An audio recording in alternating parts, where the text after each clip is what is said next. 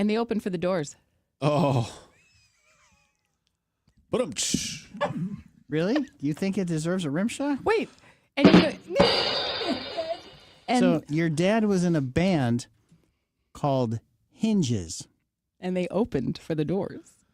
the late great Jim Morrison on the Doors. The still alive Radio Rich Dalton. And did you know that Larva was a great band until the Beatles emerged? Oh no. Oh no. A twofer. You're welcome, everyone. And you're welcome. Did the Blackbirds have anything to do with that? Oh, I like that. I don't know. Huh? We're trying. 2026 is off to a great start, thanks to really- Rose Dalton. You're welcome. It really is, isn't it? Those baby names are interesting. They seem very similar to the last year's and the year before that, and the year before that. How long has Olivia been a top Exactly. baby name? That's been on the name list forever. But Noah seems Forever. new. Oh, really? Because I was going to say, I think it's been. Well, I this know list an seems- Olivia and a Noah who are dating each other, but they're in their 30s. Right. So these names have had some staying power. What are the odds of that? I know, that's pretty. Actually, You know according to Luca? according to the list, it's pretty common. In fact, the odds would be for it. Right. Well, but for them to be 30 years old means that these names would have been, you'd think, not quite as popular 30 years ago. Yeah, maybe so. Okay, I just changed it. It did say the Fadge, but now it says McGraw. So, like, my sister was born in 1977, and my parents wanted to name her something, not super, Leia. not something, but not something super common. So they're going to go with Sarah with an H. And so then she gets to preschool, and there's 5 other Sarahs in her A class. timeless name. But my wife, actually, my kid, is a 6th generation Sarah. They're all Sarahs. Same spelling. Yes. Yeah, because there's But multiple. the thing is, only certain of them go by Sarah. Okay. And then one of them goes by Sarah Beth. And there's a lot of songs called Sarah. Yeah. And none of them have an H. Fleetwood Mac and Starship. And Sarah Smile. Hall & Oates. And they all don't have an H. Exactly. Wow, that's interesting, Rose. And also, I have a friend, their last name is Sarah, but spelled with a C-E-R-R-A. And so they think all of those songs are about them too. And Sarah's Pizza, that's now They're being so rebuilt. vain, they probably think those songs are about them. Nice. That's Carly. Nice, Carly. There we go. I And like Mick. that. Look at you. Who? Mick Jagger sings background vocals That's it. on there. That's right. All right, I got to start here on the Big 550 KTRS. Because Oh, yeah, one, Mark's hosting. One of the Hi. news had, Mark Maxwell in from McGraw this week. Great to be here. By the way, McGraw's back next week. So if you've been, just on the edge of your seat, driving somewhere, waiting to hear those, baritone, that voice coming through that you recognize, he'll You be back. could hear him up until Wednesday night at Overnights? overnight, or not overnight, but in the late evenings. But he was not on New Year's or tonight, so But I got to start here he'll be 'cause back Monday. this one makes my head explode. We heard about it in the update rundown, the news stories you had here. New Year's Eve. I don't know what it was like in your house. My little dog Russell, he was struggling. You have a dog named Russell. He's a Jack Is he Russell a too. terrier? He is a Jack Russell Terrier mixed with Lhasa Apso. Why didn't you name him Jack? Well, I didn't know the breed until after the name was already bestowed upon him. So I thought, it looks like a Russell. Maybe there was something there. Go to the vet. The vet says, Subconsciously. yeah, there's a little Jack Russell in there. But he was struggling New Year's Eve night. All those gunshots going off. Did you hear him? Is it twice? So 295 compared to 167. And I don't want to say I told you so. But they said don't do it. It's like that scene in The Office when Michael Scott says, wait, you cheated on me when I specifically asked you not to? Yeah. The police specifically asked you not to shoot your guns in the air for celebratory gunfire. But Make it a gun-free night. it's like I said, what do they say? Fun without guns? Yeah. St. Louis goes, huh? Oh, yeah, we can shoot our guns off at midnight. And before that, starting at 10 o'clock, 10:30, 11 o'clock. Now, there were a lot of fireworks going off, too. By the way, can I just say that you said there are how many gunshot calls placed to the city, and They use ShotSpotter to find that out. how many do they hit? 295. I heard that many in 1 hour, just in Really? the Dutchtown neighborhood. Now, That is some that- could have been fireworks. They were repeat. Oh no. You know the difference. You know the difference. These were they're empty in a clip. So let me ask you this. Shooting a gun anywhere in public is Dangerous. illegal, right? Or meaning, like, what why are they acting like, so now if you shoot your gun on New Year's Eve, it's going to be a misdemeanor? You know what I mean? Like, hasn't it always been illegal to shoot a gun in a... Yes. I think firing your weapon is certainly something that would get the attention of law enforcement. But I mean, like, that's got to be the most, like, how dangerous, right? And so, like, I just can't Bullets imagine have to go somewhere. Well, right. I'm just saying, firing your weapon anywhere outside of a valid... I don't know.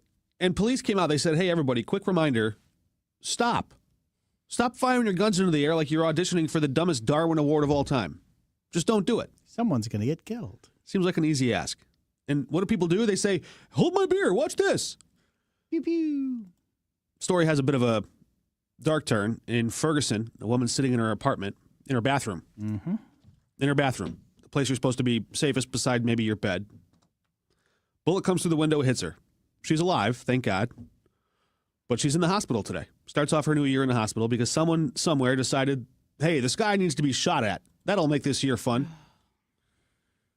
Here's the part that really gets me. Police say they can't figure out where the bullet came from.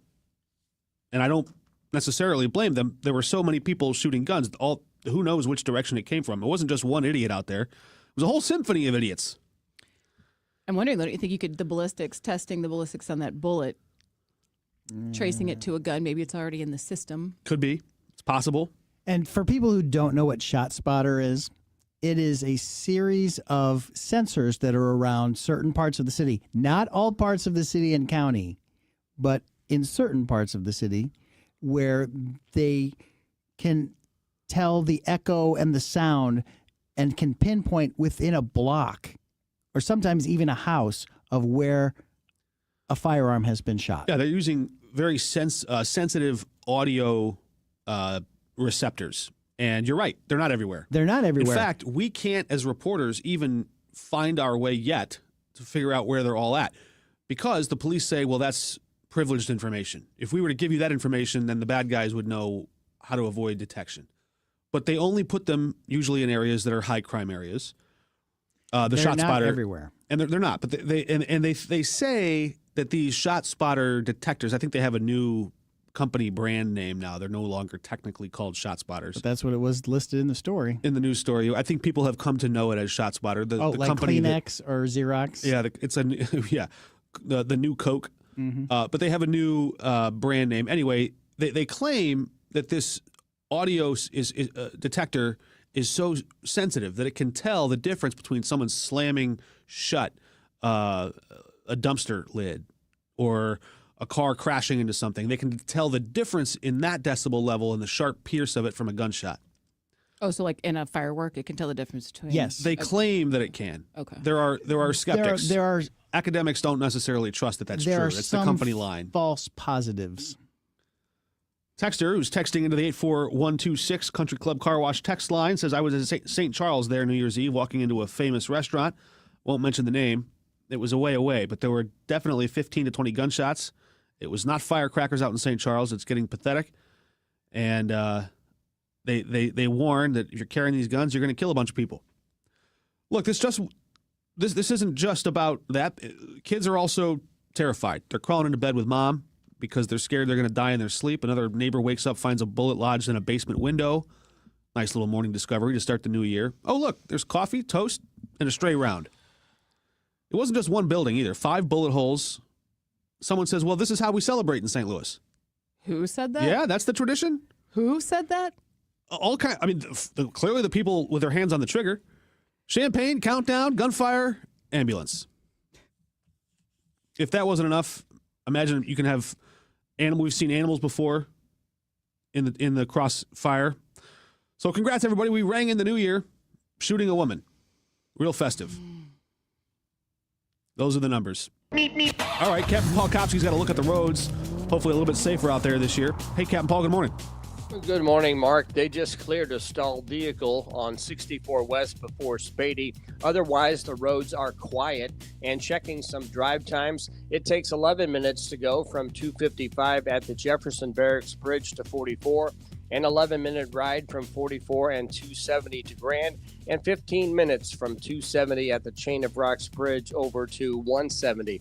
From the KTRS St. Louis Closet Company Traffic Center, I'm Captain Paul Kopsky on the Big 550 KTRS. From the Woods Basement Systems Weather Desk, local experts for basement waterproofing, foundation repair, crawl space repair, and more. woodsbasementsystems.com. Temperatures rising into the upper 30s. There's a stationary boundary that sticks to the south, and it continues to bring us cloud cover. It also keeps the temperatures on the milder side chilly in the upper 30s for that forecast high. Not a bad weekend to take down the Christmas lights. We get a nicer day on Saturday with some broken cloud cover and a forecast high of 40 degrees. Sunday is very similar, but we have a few more clouds throughout the day, staying dry during this stretch. So good weather. With your first alert forecast, I'm meteorologist Leah Hill for the Big 550 KTRS.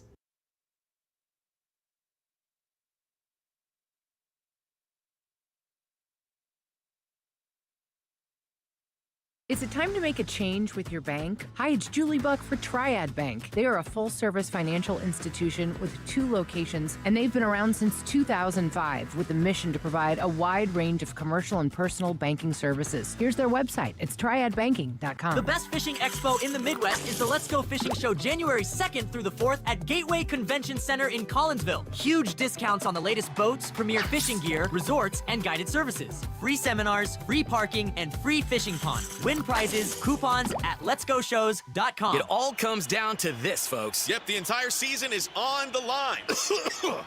But my throat has officially thrown in the towel. Sounds like you need Vicks VapoCool drops. They're max strength and vaporize sore throat pain. Whoa! These VapoCool drops hit fast. Speaking of fast, did you just see that play? Yeah, he vaporized that ball. That pun should have come with a penalty. Vaporize sore throat pain with Vicks VapoCool drops. Use as directed. There's danger out there. It lurks on highways and quiet neighborhood streets. It's more likely to kill you than a shark, and more terrifying than the biggest snake. Distracted driving claims lives every day. Every notification, swipe, social post, video, or selfie while driving risks your life. So while you might think public speaking or the zombie apocalypse is scary, what's really terrifying and even deadly is distracted driving. Eyes forward. Don't drive distracted. Brought to you by NHTSA and the Ad Council. John Beal Roofing has been proudly serving homeowners and businesses in the St. Louis metro area on both sides of the river in Missouri and Illinois for over 3 generations. A dependable roof begins with a team you can count on, and that's exactly what you get with John Beal Roofing. Recognized as one of Roofing Contractor Magazine's top 100 roofing companies, John Beal Roofing offers 24/7 emergency service and industry-leading warranties, including a lifetime workmanship warranty for total peace of mind. From upgrading an aging roof or completing a full replacement, the team at John Beal Roofing delivers solutions that are built to code, built to last, and handled with expert care. John Beal also responds quickly with reliable storm damage services backed by decades of experience and 24/7 emergency support. Get started today for expert service and a free, no-obligation estimate by calling 1-800-NEW-ROOF. That's 1-800-NEW-ROOF. Call the Closer with Lauren Risley Realty every Sunday afternoon at 1. Powered by Homestead Financial Mortgage on the Big 550 KTRS, the talk of St. Louis. McGraw Millhaven on KTRS.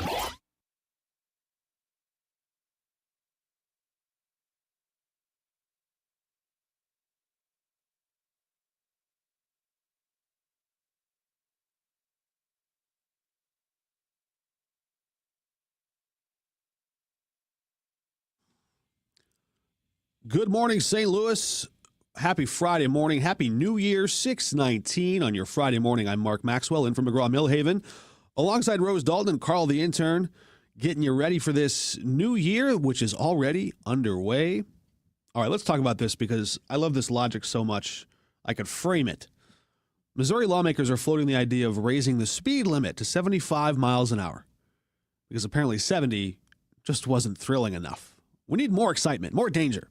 More adrenaline on I-70. There are spots in Oklahoma where it's 80. I want to say in Montana, I've seen that. Wyoming, I've seen that. All along the roads. And the pitch, though, you can have an idea. You can have a headline, raise the speed limit. But then when you listen closer, you start to hear the arguments come into shape, into clear focus. The pitch here is incredible. One senator says, well, cars are safer now. Technology. Cruise control. Those blind spot warnings when it beeps at you when a car is getting nearby. emergency braking. The car sensor says, well, we're getting a little too close. Let's pump the brakes. All those buzzwords, gadgets, gizmos. He's basically saying, hey, your car has all these things, so let's drive faster and see what happens. What could go wrong? And I love this detail. Kurt Erickson is the one that reported this story in the St. Louis Post-Dispatch. The senator is apparently explaining this while driving. Now, hands-free, sure, but still, nothing says confidence like proposing higher speed limits while actively behind the wheel. Maybe that's where the idea came to him. The argument is, hey, society moves fast. People want to get places quicker. That's it. That's the philosophy. We're impatient, so let's rewrite physics. It's like that line from Talladega Nights. You guys remember that one? The Legend of Ricky Bobby? To go fast. Anybody.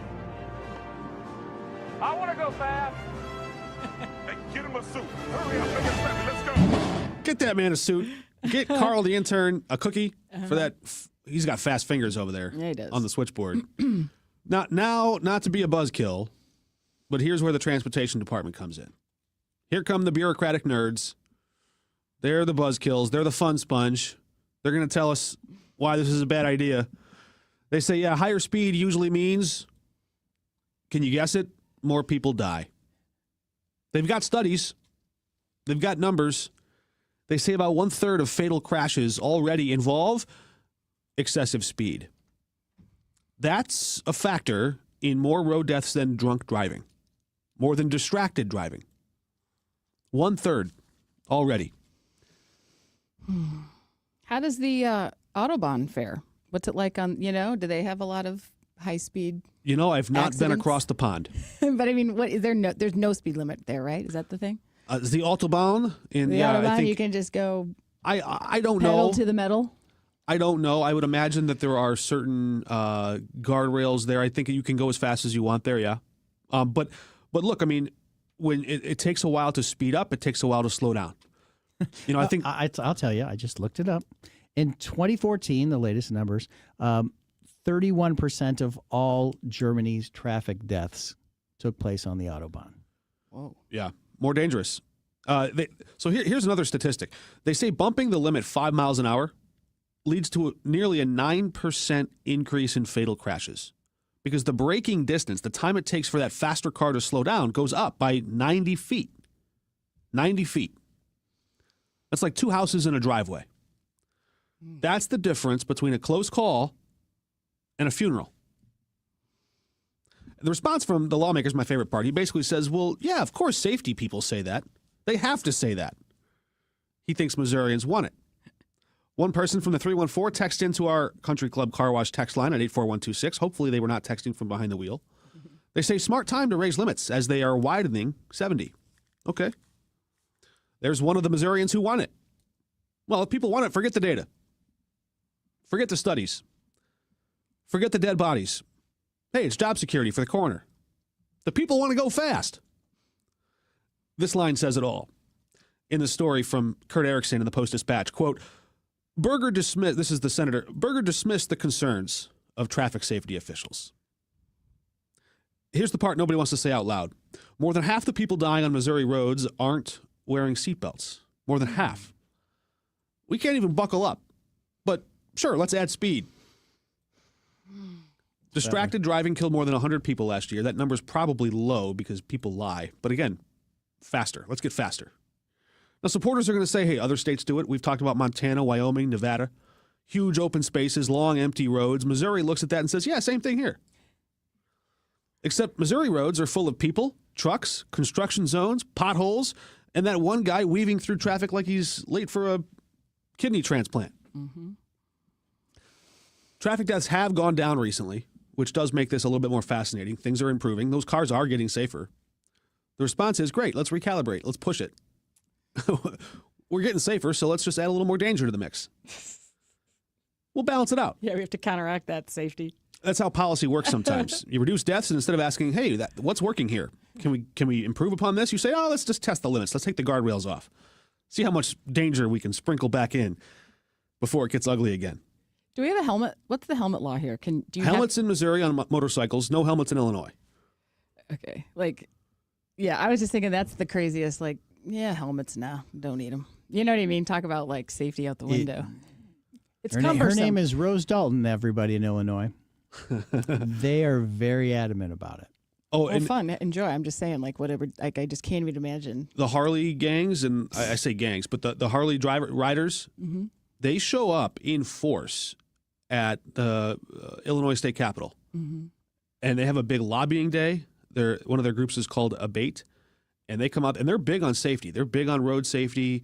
They're big on all kinds. But when it comes to the helmet rule, they have successfully squashed that with very powerful and successful lobbying efforts. Well, what's their argument about it? Like, why are Freedom, they saying, maybe. like, right? So it's just if we, like seatbelts. People didn't want to wear seatbelts when they started making. Is it just that because they just want to rebel, or is it like, does it affect their ability to operate their motorcycle? Let's get them in here. Let's get the argument. I don't really know. I think is there no peripheral what? It might be that they might be able to say they have better peripheral vision. All right. I don't know, but let's get it. We'll see if we can get a call in here. If you ride a Harley, call us 314-931-5877. We'll talk about it. Mark Maxwell in from McGraw, and maybe the longer I'm sitting in this chair, I don't know if there's some osmosis or if there's somebody's texting in. You're sounding whiny like McGraw today. I don't know. Somebody, that's nice. Somebody else here says, I get tired of hearing this headline-grabbing bill that gets proposed in the Missouri legislature. I say no bill should get reported in the press until it passes out of committee. That should stop all this silliness that happens every January. It's a slow news day, okay? Give us a break. Yeah, right. Yeah. No, but you know what, though? I do think, I have to say, the person who texted this in here, can I give you some sincere plaudits here? That is a smart idea. Now, I've covered bill ideas. And every newsroom is different. Every reporter might have a different opinion on this, but I do think someone also is saying I'm like a squirrel this morning with the ADD. Somebody else texted in and said Missouri changed the helmet law about 2 years ago. No helmet required. That may be true. Maybe I missed that. But to this other texter who says we shouldn't cover legislative proposals until they start to look a little bit more like soup, until they start to look like, okay, there's some momentum here. I could see some merit to that, but I have one counter question, one other thing to consider. Don't you want to know what your public officials are doing in your name with your tax dollars? Now, you might say, well, that's just a crazy bill they filed just to get the attention, so don't give them the attention that they so desperately crave and seek. Okay, but don't you also want to know if they're spending their time drafting bills like that? But you could find that out after said bill has been souped up, right? And then it's out of your control anyway at that point. So, or you could kill it before it comes to the floor. That's the other thing. Maybe the public scrutiny is when everyone weighs in and says, "Oh, bad idea." And do you think that really affects? Oh yeah, yes. Yeah? Oh my goodness. If they don't think it's going to be popular, it will never come out of committee. Nobody licks their finger and sticks it in the air to see which way the wind blows more than a state politician. They care about public opinion more than anything. Their whole career rests upon public opinion. There's a lot of big ideas coming up in Jefferson City, in Springfield, in Illinois. The legislative session starts next week in Missouri, so we'll see if this freedom on wheels or just another case of mistaking impatience for progress. Hey, if you thought you were going to apply for sheriff today, Rose, think again. What? I have bad news for you. The Public Safety Committee canceled their hearing that was scheduled for today. City Hall now backpedaling. You should see the distraught look on the face of Rose Dalton right now. So what does that mean for my application? It's twisting in the wind. Wait, is it extended, the deadline? Or that means they are no longer accepting applications? They're backpedaling. The courts told them, slow down, pump the brakes. You guys are getting way out over your skis on this one. You'll have more time to get endorsements. You'll have more time. Yeah. You already had mine. Thank you. I already put you. I hope that was all right. I put you down. Captain Paul Kopsky wants to know if anyone's going more than 75 on the roads out there. He's in the St. Louis Closet Company Traffic Center. Hey, Captain Paul. Hey, Mark. The roads are quiet right now. Nobody going 75, I don't believe. Checking some drive times. It takes 10 minutes to go from 270 and 55 to Manchester, a 9-minute ride from 55 in Lindbergh to 44 near downtown, and also 9 minutes from 5570 in Collinsville to downtown St. Louis. From the KTRS St. Louis Closet Company Traffic Center, I'm Captain Paul Kopsky on the Big 550 KTRS. 32 degrees. Time now is 6:30. Swiss investigators are probing what caused a fire in a bar at an alpine ski resort that left about 40 people dead and another 115 injured during a New Year's celebration. Most of the injured were seriously wounded when the blaze swept through the crowded bar less than 2 hours after midnight. U.S. President Donald Trump and top Iranian officials have exchanged dueling threats as widening economic protests swept across parts of the Islamic Republic. Trump initially wrote on his Truth Social platform warning Iran that if it violently kills peaceful protesters, the United States will come to their rescue. At least 7 people have been killed so far in violence surrounding demonstrations. In local headlines, Missouri's minimum wage is higher to start off the new year. The state's minimum wage increased to $15 per hour yesterday. And the number of deadly crashes in Missouri is down. The Missouri State Highway Patrol reports 898 people died in crashes statewide in 2025. That marks a decrease from the 955 traffic deaths in Missouri in 2024. 32 degrees. Time now is 6:31. I'm Rose Dalton, KTRS News. I'm telling you, a great gift idea, whether it's Christmas time or any time, are a stack of free car washes. At Country Club Car Wash, you can buy a monthly plan, you can buy a yearly plan, but the point is it's a great gift because it's a gift. You pay for it once, and then you can use it unlimited amounts of time, whether it's a month or a year. At Country Club Car Wash, it's a local company. They have 5 area locations. They're all attached to Mobile on the Run. They have many of them that have the conveyor belt, which is a cleaner ride. Whether you're cleaning the inside or just the outside, you're going to get a great clean at a better price at Country Club Car Wash, cccwstl.com. You want to make sure it's local. 5 area locations. They're all attached to Mobile on the Runs. Country Club Car Wash. Stay local, keep it local, and keep your car cleaned, especially during the wintertime with all the salt and the grime and the beet juice. cccwstl.com. Country Club Car Wash or cccwstl.com. It's cold. So bring the heat with Dogtown Pizza. Warm up these winter months with one of 13 different flavors, from the new SOB, sausage, onion, bacon, to a 4-meat or veggie. Or how about the all-star this time of year? I'm looking at you, hot chicken. Heat up those ovens and warm up those bones with a hot Dogtown Pizza and tell Jack Frost to take a hike. These cold winter months are upon us, so take a trek to Dogtown. Dogtown Pizza, of course. Hey, it's Jill Farmer for Premier Heating and Cooling. When winter hits St. Louis, your furnace doesn't get a day off, and if yours is older, it may be running nonstop and still not keeping you comfortable. Winter has a way of exposing weak links. You're probably paying more and getting less. Or if your home never quite feels warm enough in the winter, your furnace may be telling you something else, especially if it's been around for a while. That's why I want you to call Premier Heating and Cooling. Their technicians go through 5 years of training beyond industry standards. It's Premier standards. Heating your home shouldn't feel like a struggle. Older furnaces work harder and use more energy. If you want lower energy bills and better heat, it's just all around smarter to consider a new furnace. And yes, Premier offers financing, which makes upgrading a whole lot easier. So whether you need a tune-up or you're ready for something new, make your winter a lot more comfortable for your home or your business. Call 636-916-1122. PremierHeatingCooling.net. Comfort you can count on. Between all the holiday parties, weekend tailgates, and family get-togethers. Oh, they're here. Hey, who needs something to drink? we've been overindulging a little more than usual. Thank goodness we both added active liver to our diets to give our livers some much-needed support so we have the energy we need to enjoy the holidays. Active Liver from New Nordic contains a powerful blend of turmeric, milk thistle, and globe artichoke extract designed to give your liver maximum protection and help it do vital jobs like removing toxins from alcohol, rich foods, and sweets.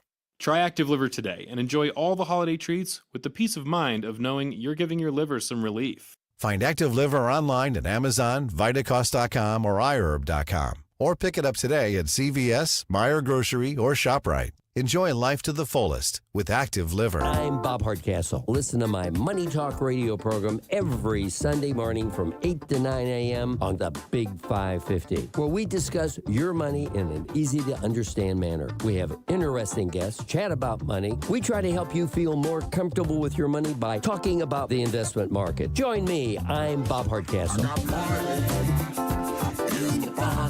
Money Talk Sunday morning at 8 on the Big 550 KTRS.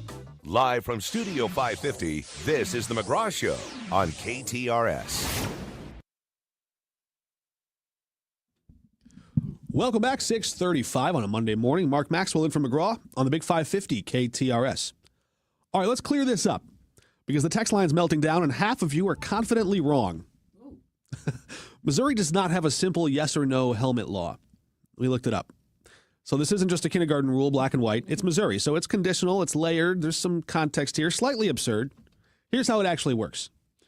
If you're under 26, congratulations. The state does not trust you with your own skull. You must wear a helmet. Period. No debate.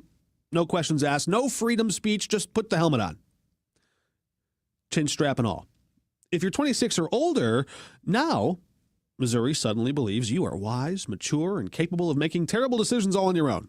Or the insurance companies are like, now that you're kicked off your parents' plan, right? Is this anything to do with insurance? I think it might. I'm sure the insurance lobby had a lot to do with massaging this law. You can ride without a helmet if you're more than 26, but you do have to jump through a couple hoops, and here's where your question comes in. Number one, you have to have proof of financial responsibility. That means insurance, real insurance, not just vibes or confidence. You got to have the paperwork. Number two, you also have to have health insurance that's going to cover you if you turn yourself into a human lawn dart. Oh, man. Yeah. The state basically says, hey, look, if you want to crack your skull open, at least don't send us the bill. Okay. And yes, a cop can ask you for proof. You have to show an insurance card if they ask for it. But here's the part that cracks me up.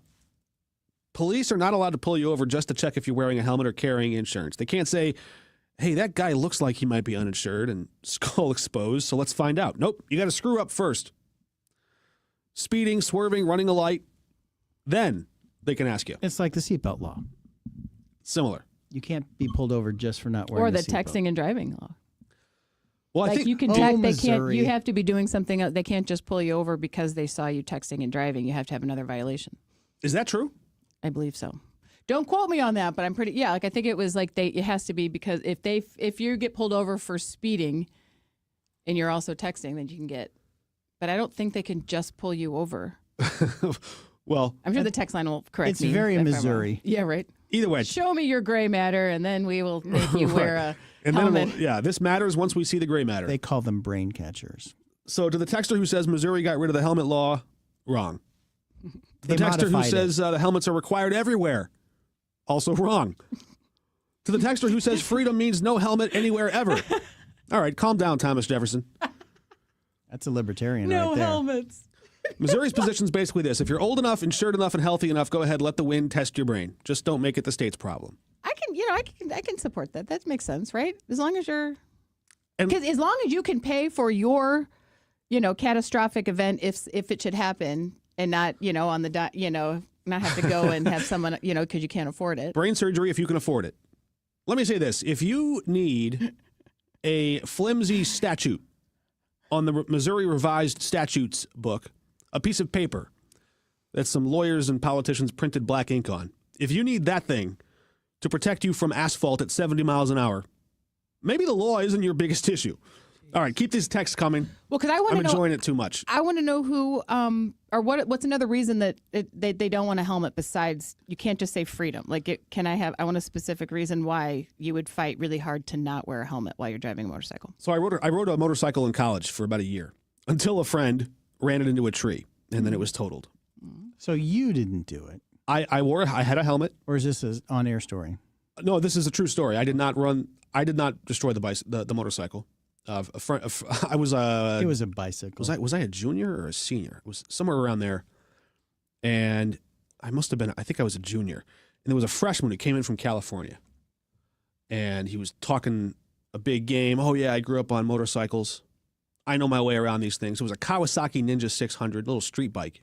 Goes real fast. Looks like one of those street bikes. And I don't know. Maybe you could say it was a little dangerous. It was a lot of fun. You open up that throttle and you just feel like you're alive in a way you just can't describe. Those dotted white lines become a straight line when you go fast enough. Little thrill of danger there. It's fun. Friend of mine, well, sort of an acquaintance of mine. Everyone's like, "Oh, you got a new bike? Let me try it out. Let me try it out." And I'm a little reluctant. I don't know. It's my new bike. I've only had it for a few months. This kid gets on the bike, tears off out of the parking lot, and his sister comes out and says, what is he doing? I'm like, well, he said he grew up around these motorcycles. She goes, he's never been on one in his life. No sooner than she finished that sentence than he ran it right into a tree, tore the whole front fairing right off the right side, smashed the mirror. And he was a rich kid, came from a rich family, never paid a dime. Was he? What's his name then? Did he get hurt at all? He was fine. So he didn't compensate you for your bike? No. I just took it down to the scrapyard, bike gone. Are you serious? Yeah. These are the things that make up the suspicious, skeptical minds of a reporter in your young formative years when people screw you over. Did you not question it or ask him or say, like... Carl, the intern, wants me to use his name. Out him. I'm not going to do that. The statute of limitations has ended. It probably has, but I'm going to let it go. Also, there's a website, Motorcycle Helmet Laws by State. Motorcycle Helmet Laws by State that tells you that... Because if you're driving cross country, you have to like stop and put your helmet on and then cross the border and take it off. This is actually do that? skull caps. This is one of my bucket list items. Now, I don't ride motorcycles anymore. I haven't done it in years. I'm sure it's one of those things, if you use it, you lose it. I don't think it's like that. I think you can probably pick it up pretty quick. Maybe need a lesson or two. But one of my bucket list items would be to rent a Harley and ride from, say, San Francisco down the Pacific Coast Highway all the way to San Diego. I don't know how long it would take. Maybe you stop off. PCH it. That's it. Well, a lot. What Highway 1, right? Mm-hmm. It's just. I mean, there are some beautiful sites and coastal views, and I'm sure there's some great places to stop, get a burger, something like that. That would be fun. That would be a vegan burger in California. I'd have to grow my hair out to Carl the intern's length so I could feel the wind whipping. So you're not going to be wearing a helmet? California, let me look. California. Well, if my hair's that long, it might stick out under the helmet. Are you not going to wear a helmet? California is mandatory, no exemptions. Oh, see, look at that. You got to wear your helmet. I'm looking at the map. They'll pull you over in California. That's interesting. That would be fun. All right, the text lines are open, 84126. You can join the conversation on the Country Club Car Wash text line. We're enjoying the start of 2026. Rose Dalton's with me. Carl the intern's here. What'd you find? Somebody McGrawed you. Because when McGraw gives the incorrect time, people call him out immediately. Did I give the wrong time? You said it's Monday. I said it's Monday? Mm-hmm. Oh, Mark, no. Today is Friday, not Monday. I was off work yesterday. Okay, give me a break. Yeah, it's all confusing. All confusing. Right? It's Friday. There's a 2:00 hockey game. Today is the Monday of 2026. Okay, we'll call it that. But it is also Friday. Yeah. That's kind of confusing. Did I say Monday? Thanks for You know what? I'll say this. When you talk for 3 or 4 hours in a row, you're bound to get a few things wrong. Some words come out that you didn't remember saying. That's funny. Yeah. Let's see. I don't know if I get the... So I think I know part of the reference here. I'm just going to say it on the air, and we'll see where this goes. Someone on 314 texts, I loved Richie Rich cartoon character. Real life for you, Mark. Not cool at all. So Richie Rich. You don't know who that is? I feel like... He was a member of the Archie comics. Yeah. But he was a really, really rich kid. But he wasn't a snob rich kid. He was like a good kid. But he just happened to be rich. I think that was his whole... Was he referring to the rich kid who wrecked my bike? Yeah, I think you might have called him... You called him a Richie Rich kid. Yeah, he had... Not knowing the reference you were making. You know, when people have so much money, they don't know, like, the value of money. You know, I threw papers as a kid and then cut grass and, like, did all these little yard chores around the neighborhood trying to scrape up enough money together to get into college. And then you meet somebody in college and they're just like, yeah, whatever, it's just totally different. Uh-huh. Well, and then after there were the comic book series, there was a Macaulay Culkin movie in the 90s where they tried to make the cartoon, or not the cartoon, but the comic into a movie. Huh. There's a throwback for you. If you remember the Richie Rich film starring Macaulay Culkin. Guys, look, Randy Carricker is going to be here later this morning. I can't wait to talk to him about some of the craziness in the bowl games that we saw last night and yesterday, and some of the other bowl games. The college football playoff still undecided. That's going to be interesting. Can't wait to talk to him later. And also later we're going to talk to somebody really interesting. 2 people, actually. 2 local reporters from Minnesota. One of them who was involved in breaking a lot of the news stories that we've now only seen on our radar because they went viral online. The Minnesota daycare fraud story. We're going to go right to the source. The reporters that actually broke the story.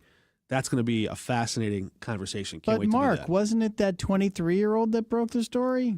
There's a guy, Nick Shirley. He's been getting a lot of eyeballs, a lot of clicks, maybe a boost or two from Elon Musk, from the vice president, J.D. Vance. And, look, the kid looks like he came out of the frat house and, maybe still has a little bit of that cloud hovering around him, the green haze or something. But, he is trying to get the attention of people to look at these problems cropping up in Minnesota in the daycare system where all that fraud had been documented. And, hey, I'll tell you what, he got a lot of clicks. But we'll dig into some of the question marks surrounding his quote-unquote reporting and some of the actual reporting that has taken place long before he got to town and has continued long after he left. Pretty interesting stuff. Paul Kopsky is our captain. Oh, Captain, my captain, how are the roads looking? Well, Mark, area interstates are running at the speed limit and we are accident free. And checking some drive times, it's a 10-minute ride from 141 in Manchester down to Gravois, just 6 minutes to go from 70 at the Blanchette Bridge to the airport, and a 12-minute run from 64 and Cass downtown to the airport. From the KTRS St. Louis Closet Company Traffic Center, I'm Captain Paul Kopsky on the Big 550 KTRS. From the Woods Basement Systems Weather Desk, local experts for basement waterproofing, foundation repair, crawl space repair, and more. WoodsBasementSystems.com. Temperatures rising into the upper 30s. There's a stationary boundary that sticks to the south, and it continues to bring us cloud cover. It also keeps the temperatures on the milder side chilly in the upper 30s for that forecast high. Not a bad weekend to take down the Christmas lights. We get a nicer day on Saturday with some broken cloud cover and a forecast high of 40 degrees. Sunday is very similar, but we have a few more clouds throughout the day, staying dry during this stretch. So good weather. With your first alert forecast, I'm meteorologist Leah Hill for the Big 550 KTRS. Cardinal Glennon Children's Hospital, a wonderful, wonderful place. A matter of fact, have you driven by Grand and Shoto recently? That new hospital, they're getting closer and closer every single day. And when they're finished, they're going to have a ribbon cutting, and they're going to open up that hospital to kids and sick kids all over the world. That's right. 21st century miracles are going to happen in that new hospital. Talk to anybody who has worked at Cardinal Glennon, talk to anybody who has been helped with Cardinal Glennon, and you will see the reverence, the pride they have, whether it's doctors or nurses or anybody on the administration staff. It is a great place to work. It's a great place to be because Cardinal Glennon Children's Hospital, it's where miracles happen every single day. To find out more, end of the year giving, estate planning. You missed this year's Light Up Glennon. Don't miss next year's Light Up Glennon. Everybody loves it and will be involved with it as long as they continue to do it. We invite the community out and sing Christmas carols to the kids.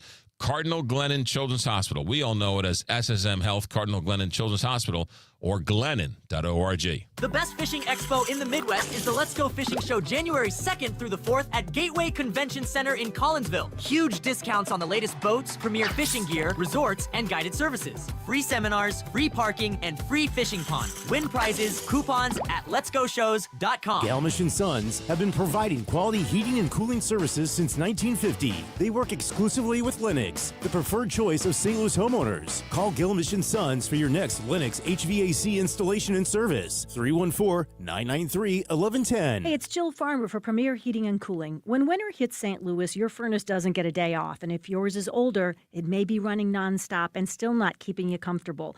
Winter has a way of exposing weak links. You're probably paying more and getting less. Or if your home never quite feels warm enough in the winter, your furnace may be telling you something else, especially if it's been around for a while. That's why I want you to call Premier Heating and Cooling. Their technicians go through 5 years of training beyond industry standards. It's Premier standards. Heating your home shouldn't feel like a struggle. Older furnaces work harder and use more energy. If you want lower energy bills and better heat, it's just all around smarter to consider a new furnace. And yes, Premier offers financing, which makes upgrading a whole lot easier. So whether you need a tune-up or you're ready for something new, make your winter a lot more comfortable for your home or your business. Call 636-916-1122. PremierHeatingCooling.net. Comfort you can count on. St. Louis Auto Show returns January 22nd through the 25th at the Americas Center. Bring the whole family and explore hundreds of new vehicles from the world's biggest automotive brands. Then, get up close and personal with the coolest, most expensive rides ever created at the $1 Million Mile. There's even something for the kids with our Mid-America Chevy dealers, Sponsored Kids Zone. Get your tickets today at stlautoshow.com. Kids 12 and under get in free. That's stlautoshow.com. This is where St. Louis comes to talk. What number do you want? The Big 550. KTRS. St. Louis. Live from Studio 550, this is The McGraw Show on KTRS.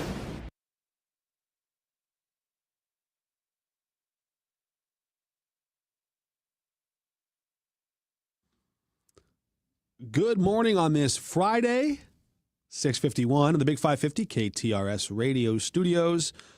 I'm Mark Maxwell, alongside Rose Dalton, Carl the intern, in for McGraw. McGraw's back next week. Yeah, I see your texts. I appreciate everybody texting into the 84126 Country Club Car Wash text line. All right, let's do this one because this is peak Trump and peak America all at the same time. There's a new story out in the Wall Street Journal. President sits down. You got to read this one, by the way. Go read it. It's great. Other news stations, the Associated Press is writing a story about the Wall Street Journal story. That is how you know the story hit the mark. I used to have a news manager. We'll call him an editor. And, you know, I'd be like, hey, I got this exclusive. And I did the story. And he's like, well, 2 days later, he'd come back and read me, hey, why is it still an exclusive? How come nobody else has covered it? If you get real excited about a story and then nobody else picks up on it, it's kind of like a lonely feeling, you know, and then that's a good sign. Well, maybe your story missed the mark. But if you do a story and then everybody else turns around and covers it, that's affirmation in the journalism world. So the Wall Street Journal, they have some affirmation. Everyone's covering this story that President Trump gave an interview to the Wall Street Journal. He sits down with the Wall Street Journal and basically says, everyone relax. I'm fine. I'm energetic. I'm healthy. I just regret getting checked out by a doctor because it made everybody wonder, is something wrong? Which is an incredible sentence if you think about it. I regret the doctor confirming I'm healthy because now people are asking questions. President Trump says he got advanced imaging. Advanced imaging sounds like something Iron Man gets installed. No, it was a CT scan. It wasn't an MRI. We originally heard MRI because the president said MRI. Then he said that he didn't even know which part of his body they scanned. This was months ago, which I love that. Imagine that conversation. Doctor says, hey, we're going to scan your heart and your abdomen. Trump says, great, scan everything, make it advanced. The White House says this was all just routine. He happened to be at Walter Reed Medical, meeting staff there, so they said, hey, while you're here, let's do a little bonus physical. Totally normal, nothing to see here. The results were perfect. Perfect. Absolutely no abnormalities. Doctors always say that with presidents. Perfect health, like a newborn baby with a credit score. Trump says the real mistake was doing it at all because it gave people ammunition. He says he never took the scan. Nobody would have thought anything was wrong. That's not how scans work. That's how secrets work.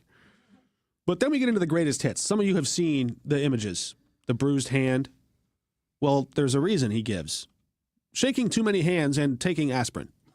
The combo of those two things, which is amazing because that's either the most presidential explanation or it's something you just don't want to say when you don't want to explain the bruise.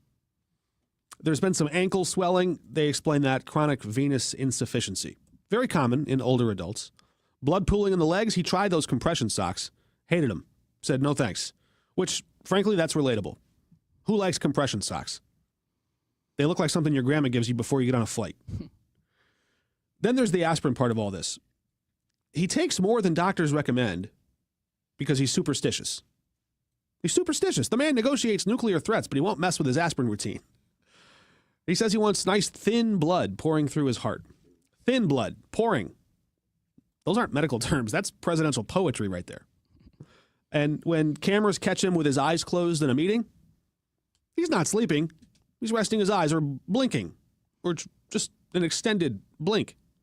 We'll call it an advanced blink. He says he doesn't sleep much anyways, starts his day early, gets to the Oval Office around 10, works until 7 or 8, which, by the way, sounds like a very normal work day for a 79-year-old who insists he has unlimited energy. The cherry on top, remember that Sydney Sweeney commercial? Yes. Genetics. The president says genetics are very important. He has very good genetics. It's the most Trump answer possible. Not diet, not exercise, not luck, not routine. Genetics. Superior genes. Case closed. Ask no further.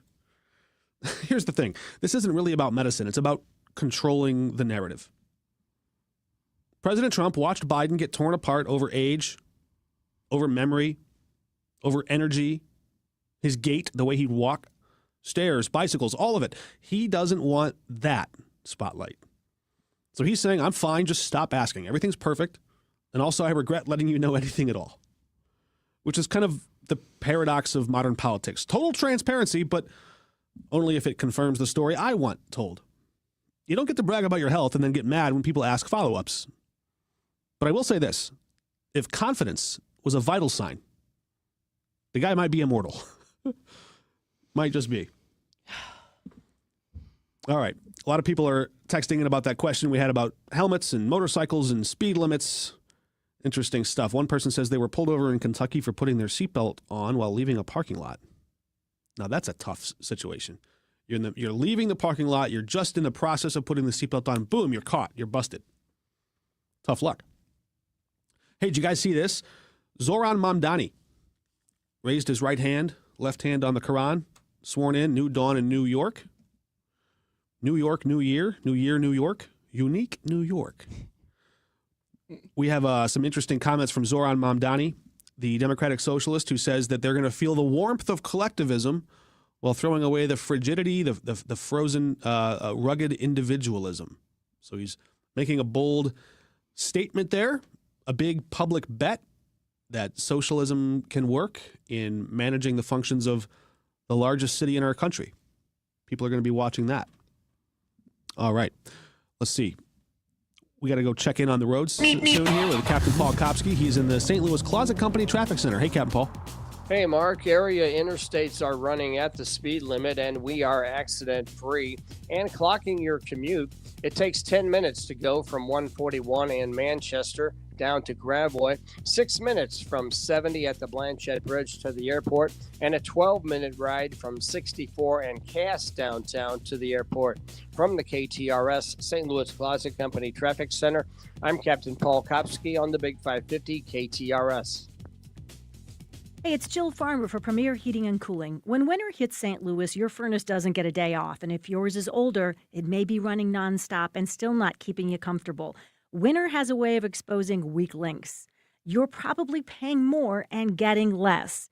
Or if your home never quite feels warm enough in the winter, your furnace may be telling you something else, especially if it's been around for a while. That's why I want you to call Premier Heating and Cooling. Their technicians go through 5 years of training beyond industry standards. It's Premier standards. Heating your home shouldn't feel like a struggle. Older furnaces work harder and use more energy. If you want lower energy bills and better heat, it's just all around smarter to consider a new furnace. And yes, Premier offers financing, which makes upgrading a whole lot easier. So whether you need a tune-up or you're ready for something new, make your winter a lot more comfortable for your home or your business. Call 636-916-1122. PremierHeatingCooling.net. Comfort you can count on. Ladies and gentlemen, the president and general manager of the Big 550 KTRS, Mark Dorsey. As we welcome in a brand new year, I wanted to personally thank our listeners for making 2025 a big year for the Big 550. We constantly strive to present the very best live and local news, sports, and entertaining talk from your favorite legendary personalities. That will continue as we celebrate 30 years. I'd also like to extend a very special thank you to our very loyal advertisers. Here's to a happy, healthy, and prosperous 2026. From your station that's nationally known and locally owned, the Big 550 KTRS.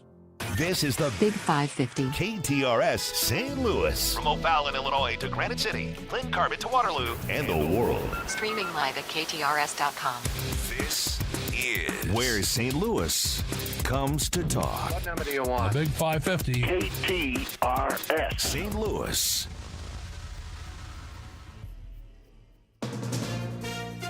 From ABC News, I'm Brian Clark. The Vatican says Pope Leo's joined in prayer and mourning for the victims of the New Year's fire in Switzerland. About 40 people were killed, 115 were hurt when fire broke out in a bar in the ski resort of Crans, Montana.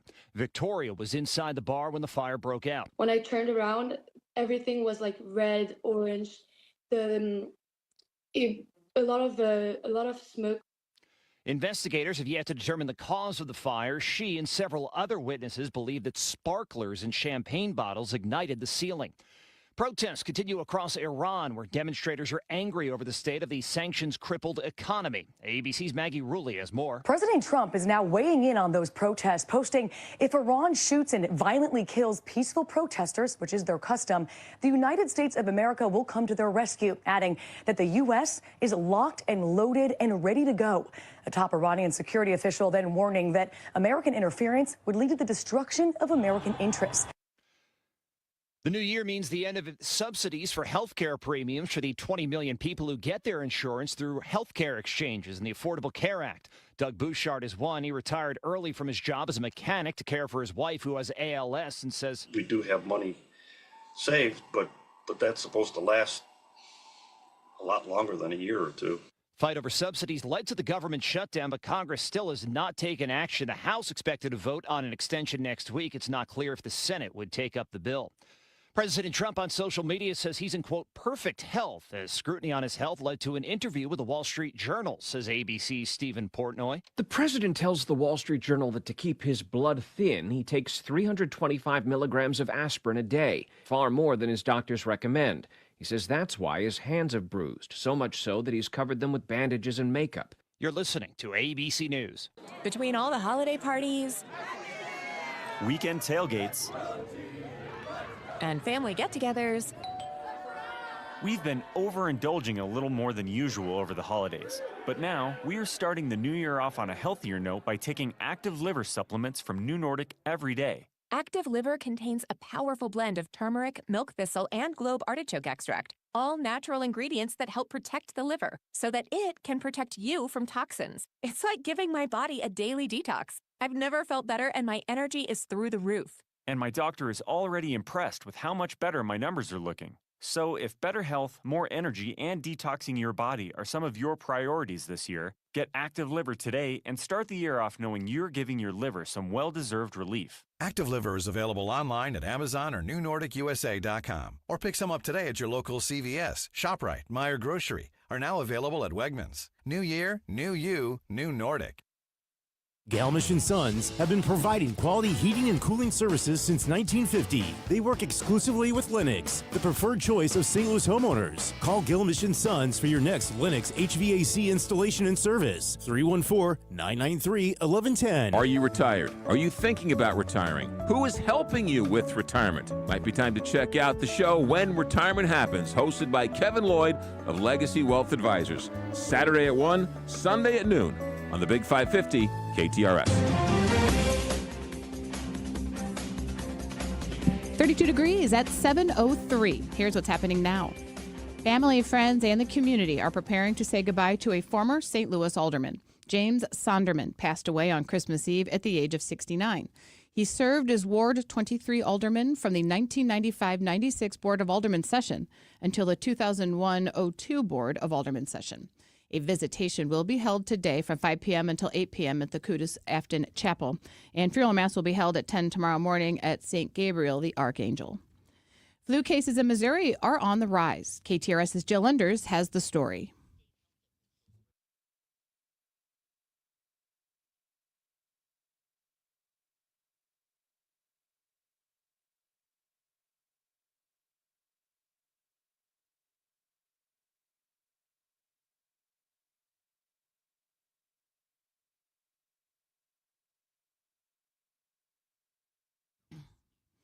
The Illinois Secretary of State's office is warning the public about a text message scam.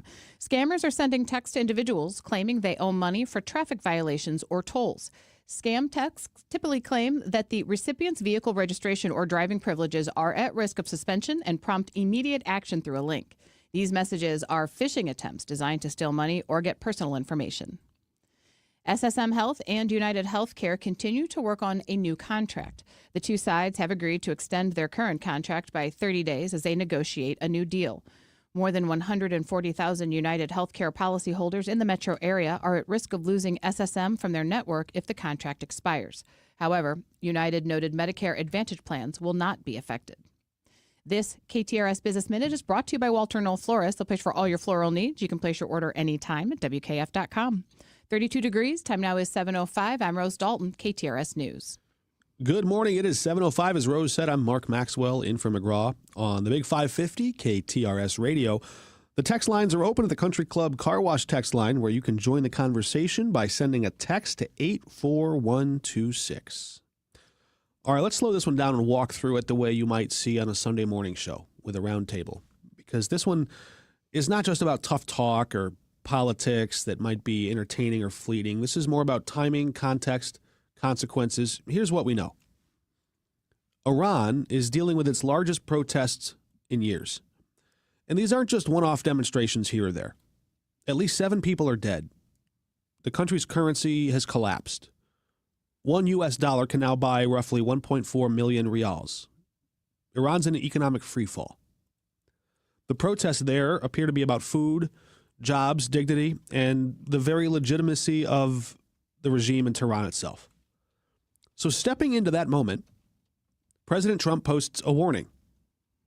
He says if Iran violently kills peaceful protesters, the U.S. will come to their rescue. And then there's a line that jumps off the page. Locked and loaded, the president says. That phrase matters, not because it's a new one, because we haven't heard it before, but because of where we are right now. Just months ago, the U.S. bombed those Iranian nuclear sites. Remember the bunker busters? Iran retaliated by striking a U.S. airbase in Qatar. So it's not distant history here. This is an active file. Iran's response is predictable, but it's an important one because senior officials say U.S. intervention would bring chaos to the entire region and perhaps endanger American troops in the area, American interests. It's not just rhetoric aimed at D.C. That's rhetoric aimed at the Iranian public and the broader Middle East. It's important to watch what both sides are doing in moments like this. President Trump signaling support for those protesters while projecting strength. And that's sure to bring back memories from many people in Iran who might remember the 1950s or the 1970s. They've seen protests there before. Iran's leadership is reframing these protests like they are foreign instigated. And perhaps with President Trump saying, hey, you mess with those protesters, we're going to come have their back, maybe there's fuel being added to that side of the fire. Each side trying to benefit from the escalation in words, even if neither side really wants this thing to escalate. So this is where the history matters here. Iranians, they've heard the phrase, we're here to rescue you before. Iraq, Afghanistan, Gaza. Iranian officials are tapping into all that memory to try and delegitimize the protesters themselves. Us and them. That could make the situation for those protesters more dangerous, not less. The regime there might be trying to turn the tide of the country against those protesters for expressing themselves. Free speech not so free in the streets of Tehran. At the same time, Iran is trying to quietly signal openness to negotiations by saying, hey, we're no longer enriching uranium anymore. So it's interesting to watch how these signals are being sent. The real question is this, though. Does all this public saber rattling, we call it, all this rhetoric back and forth, is it helping move the needle? Is it helping change the equation on the ground in the streets? Is it deterring violence? Could it also give the regime justification to crack down harder under their banner of national security there? A lot of unresolved tension here in Iran.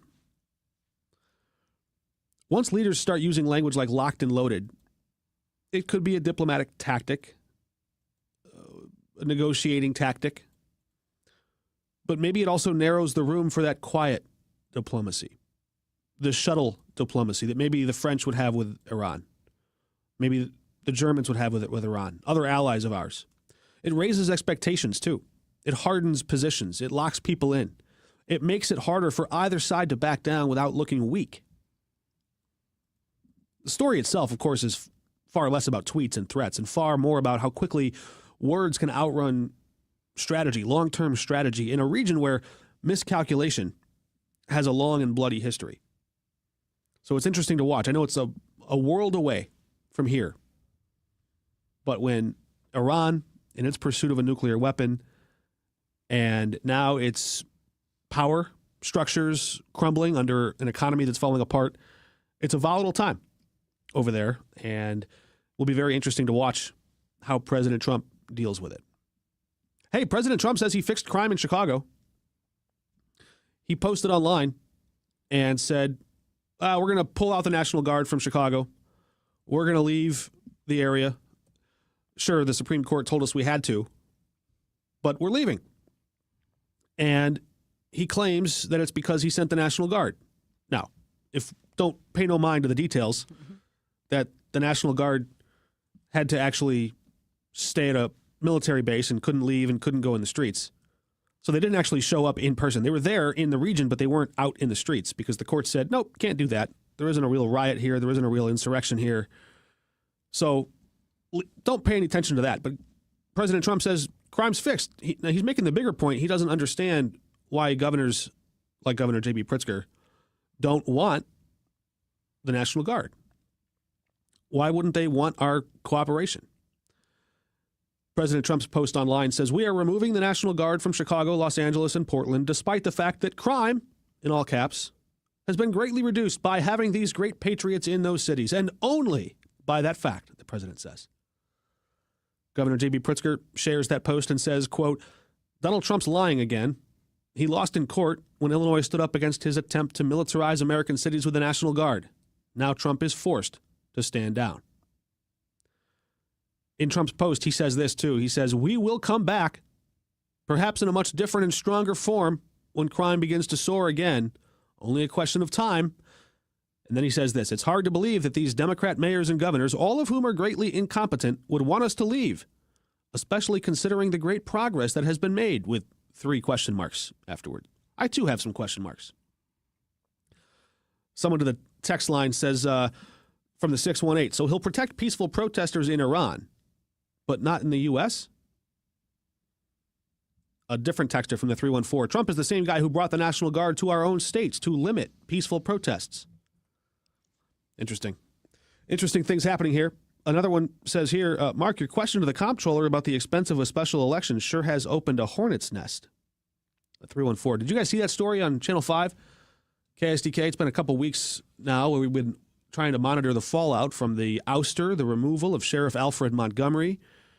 He's out, but the courts have said there's no vacancy. Well, how could that be? Well, before the courts booted Alfred Montgomery, they put an interim sheriff in place, former police chief John Hayden. So he's now the interim sheriff, and yet there is still this big tug of war, this power struggle over who will replace the interim. And Rose Dalton is feeling disappointed because you were going to apply. City Hall opened up the applications to everybody. Hey, come apply. You want to be the sheriff? And we couldn't quite get a read. We had Megan Green, the president of the Board of Aldermen, join us on these airwaves earlier this week. And we asked her some questions like, what exactly are you after here? Later that day, I talked to election officials and learned at the end of her big plan, invite applicants to City Hall, hear them out, pick one. Maybe you have the power to put that person in as a new interim in place of the current interim. And maybe the Board of Aldermen can even schedule a special election. At the time, we thought that might be possible. Board of Elections says, well, they need a court order to do that. And how do you get a court order? Megan Green needs one other person to sign off on it, either the mayor or the comptroller. So she just, in simple terms, doesn't have the votes. She doesn't have the votes to hold a special election. She doesn't have the votes to name an interim sheriff. So she was trying to do all these things to push the ball forward closer to a special election. The election officials were saying, hey, we have another election, like on the books in April, and one in August, we'd save like almost $500,000. We'd save $400,000 if we just did it then and didn't do it in March. Because it costs money to print all the ballots and have all the poll workers come in. You got to pay the poll workers. Cost almost $400,000, the election official told us. So now, after we did some of this reporting, even talked to the courts, I called the courts guy and I said, hey, your presiding judge installed this interim sheriff with his court order. Does he think there's a vacancy to be filled? They said, no, there's no vacancy. So all of a sudden, Megan Green, who doesn't want to talk anymore because she's now citing pending litigation. That's the one thing that politicians hide behind when they don't want to talk about a case. They'll talk about it when it feels good for them. But as soon as I don't know if I'm winning this issue, as soon as that becomes apparent, all of a sudden, there's a pending litigation, I can't talk anymore.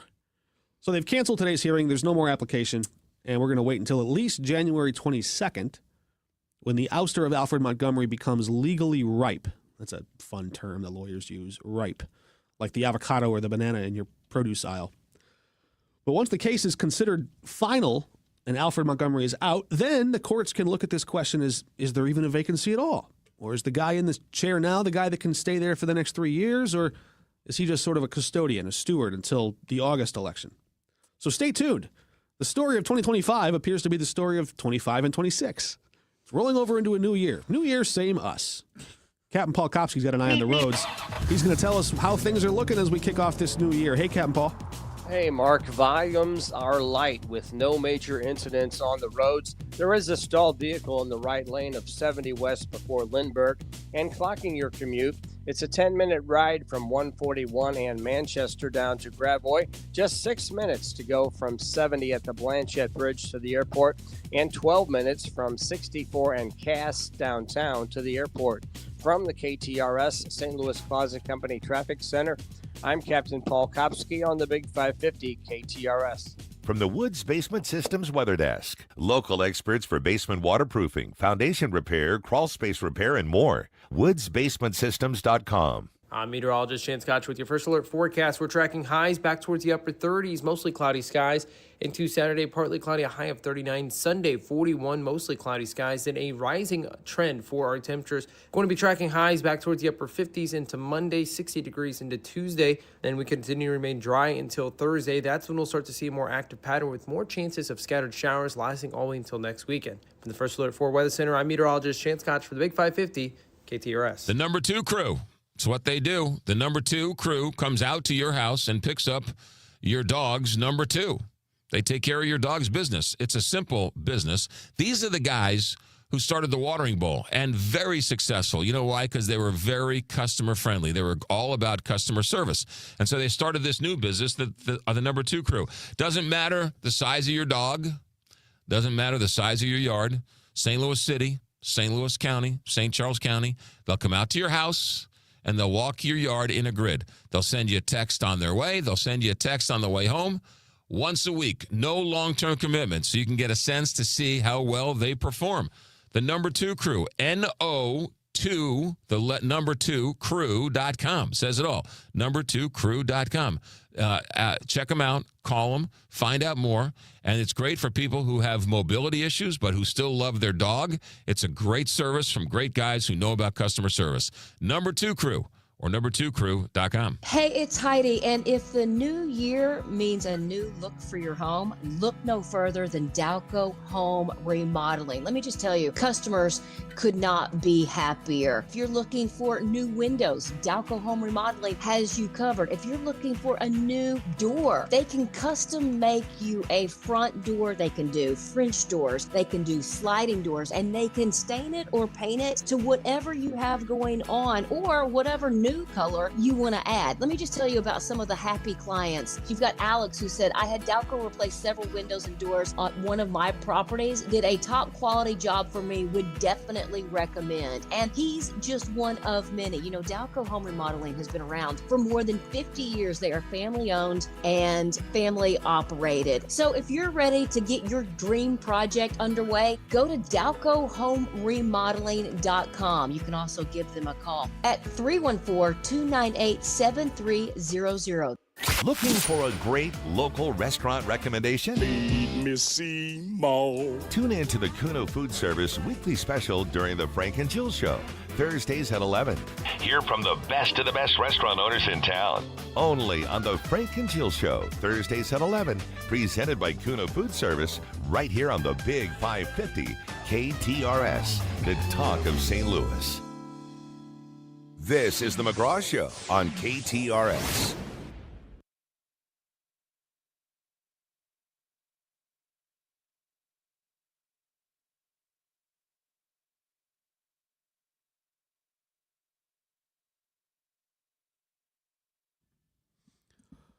Good Friday morning from KTRS, the Big 550. It's 7:20. I'm Mark Maxwell in from McGraw Millhaven.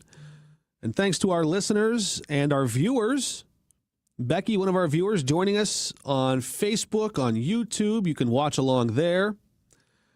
And it's good to see you. She says, going to rename the arch? What's that about? Okay. Well, thanks, Becky. We appreciate everybody joining the conversation. We'll open the phone lines up throughout the show later on. You can call us at 314-931-5877. And, of course, as many of you have already done, you can text us on the Country Club Car Wash text line. What's our number? 84126. You know it already. You know the number. You know, look, we like to talk about local news a lot, and we're going to do some more of that, because there is a lot to get to in the new year as there's this vacancy, non-vacancy in the sheriff's office. But first, before we get into the local stuff here, everyone likes to know what's going on in New York City. The city that never sleeps, where the lights will inspire you, the biggest city in the country. So let's do it. Because what happened there this week is more than just a swearing in. It's a trial balloon. It's a test case, an experiment. The whole country is going to be watching. Zoran Mamdani is now the mayor of New York City. He took the oath just after midnight in a closed subway station beneath City Hall, his hand on the Quran, then returned hours later for a public ceremony where Bernie Sanders administered the oath of office in front of a cheering crowd. The headlines are going to focus on all the firsts. First Muslim mayor, first of South Asian descent, first born in Africa. At 34 years old, he's the youngest mayor New York has seen in generations. And those facts matter, but they probably won't be the story that ultimately define his term. Mamdani did not hedge or hold back in his inaugural address. He said this plainly, quote, "I was elected as a Democratic Socialist and I will govern as a Democratic Socialist." So he's promising to govern, quote, expansively and audaciously. He rejected the idea that the era of big government is over. You hear big government, a lot of people reflexively cringe at that and think, oh, that's not, I want a smaller government. I want a government that doesn't cost me as much. He says, not here. City Hall will not hesitate to use its power, he said. So he's not being cautious. He's making declarations. And quickly, he showed that he meant business. Within hours, he revoked some executive orders from the final months of the administration before him. He reopened a tenant protection office. Rent is a big part of his campaign. He announced task forces on housing construction. And I think maybe looking for a symbol or looking for some substance, either way, he wanted to show momentum in New York City. So let's put this into some context. New York City is not some think tank. It's not a college seminar. It's a living, breathing system. Whole lot of city workers there, picking up trash, moving snow, getting the subway to move without delays. Then you've got the schools, police, housing courts, and the rats. Mayors aren't just judged by their slogan or their nifty campaign signs, but whether the trains run on time and people can even afford to live there any longer. Mamdani ran on affordability. It might be the reason why he won. Promising free childcare, free buses, a rent freeze for roughly 1 million apartments, even city-run grocery stores, not city-subsidized grocery stores, not city incentivizing grocery stores, the city running them. All these ideas came together and helped make affordability a national political word again. Inflation helped too. But supporters say, hey, this is our guy. He's got courage. He's got bold ideas. They like it. Some skeptics say maybe this is the moment when all that ideology, all those big promises start to collide with reality. So that's the big question hanging over this moment as we watch in New York City. Can the progressive left govern at scale in a big city? Sure, Bernie Sanders, mayor of, Burlington, Vermont, was it? Okay, smaller city. What about New York City? Can you do it there? Mamdani acknowledged that question in his speech. He said, look, people are watching to see whether the struggles they face can actually be solved. Is all that hope justified? He sold hope. Is he going to deliver?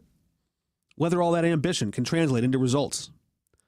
New York, in many ways, could be one of the hardest laboratories to work in American politics. The city is recovering. Crime is down there. Tourism bounding back. Employment bouncing up, too. But the rents are crushing. Prices are higher than ever. Inequality visible on every block. That's surely a city that's not new to inequality. Look at the 1910s, the Gilded Age leading up to the housing crash, the stock crash. But there's also the national backdrop happening here, too. Remember, this was an interesting pivot. President Trump was threatening to withhold federal funding from New York City if Mamdani won. Then he won, and Trump invited him to the White House for that cordial meeting, the big picture, the smile. That détente may not last, especially on immigration, where their views are not aligned. And then there are unresolved tensions with parts of the city's Jewish community over Mamdani's criticism of Israel's government. Those concerns aren't just going away just because the inauguration happened. So here's the bottom line. It's not just a new mayor in New York City. There's a referendum happening here on democratic socialism, on bigger government, on whether those big, expansive promises can survive the grind of governing America's largest city. New York has seen big, ambitious people come through before. Sometimes those ambitious people changed the country. Sometimes they ran into a wall. The question now is whether Zoran Mamdani's got the goods to turn that audacity into something that can last. The whole country's going to find out pretty soon here. Interesting to watch. That's the new test coming up in New York City, as a lot of people are watching there in this new year. You know, it was New Year 2025 when a sheriff raised his right hand and swore the oath of office on the steps outside the civil courthouse in St. Louis. Alfred Montgomery came in with some big promises. He wanted to take over the city justice center. 6 weeks later, he was barging into it, putting the jail commissioner in handcuffs. Then about 9-10 months later, he was the one in cuffs. He wanted so badly to get into that jail. He got there. Alfred Montgomery. And then we heard Board of Aldermen President Megan Green on the airwaves here say, we can't have executive overreach. We can't have the mayor appoint the next sheriff. That would be executive overreach. Executive overreach was the entire problem the courts were trying to fix when they booted Montgomery. They said very clearly in their court record, here's a guy in an executive position overreaching beyond the limits of his power and hurting people in the process. That's the part that I don't think Megan Green's argument accounts for. If the mayor appoints someone to a position, who's being harmed? Where's the victim? We ask mayors to appoint people all the time. In fact, that might be one of the biggest jobs, one of the biggest responsibilities we hand to a mayor. We don't just elect someone for who they are, for how well they communicate their message. We elect them for their team building. And a big part of that is how well can they hire. When they pick the dozens of different cabinet officials that make up a city administration, we put trust in their judgment to do exactly that. And 70% of the city said Kara Spencer can pick the cabinet, but she can't pick the sheriff? Now, maybe the law says the Board of Aldermen needs to weigh in. That could be a very valid thing. I don't know yet. The courts might say there's not even a vacancy because Sheriff John Hayden, former police chief John Hayden, is already there. What we do know is the Board of Aldermen was gung-ho. We're going to fight the mayor on this. 14-1 was the final vote. We're going to push forward and try to force a quick, rushed special election for the sheriff in March. Not much time to campaign. Not much time to get your house in order if you're trying to run. All of a sudden, they're backpedaling. Oops, We pushed too fast. Today's hearing is canceled. Monday's hearing is canceled. Tuesday's vote, canceled. So we'll hear from Megan Green perhaps next week when she gets back. Hear what they're going to do with the sheriff position. But that whole debate, that whole fight might be largely on pause until January 22nd. Captain Paul Kopsky's in the St. Louis Closet Company Traffic Center with an eye on the roads. Good morning, Captain Paul. Good morning, Mark. Volumes are light with no major incidents on the roads. They cleared a stalled vehicle on 70 West before Lindbergh and clocking your commute. It's a 10-minute ride from 255 at the Jefferson Barracks Bridge to 44. It takes 11 minutes to go from 44 and 270 to Grand, and a 15-minute run from 270 at the Chain of Rocks Bridge to 170. From the KTRS St. Louis Closet Company Traffic Center, I'm Captain Paul Kopsky on the Big 550 KTRS. 32 degrees. Time now is 7:30. Here's what's happening now. Russian authorities say a Ukrainian drone strike on a cafe in the Kherson region has killed 27 people. Kiev denies targeting civilians. A woman was killed in a suspected mountain lion attack while she was hiking alone in the mountains of northern Colorado. Authorities said the woman's body was found late Thursday morning by other hikers along a remote section of a trail south of the small community of Glen Haven. 2 mountain lions were later located in the area and shot by wildlife officials.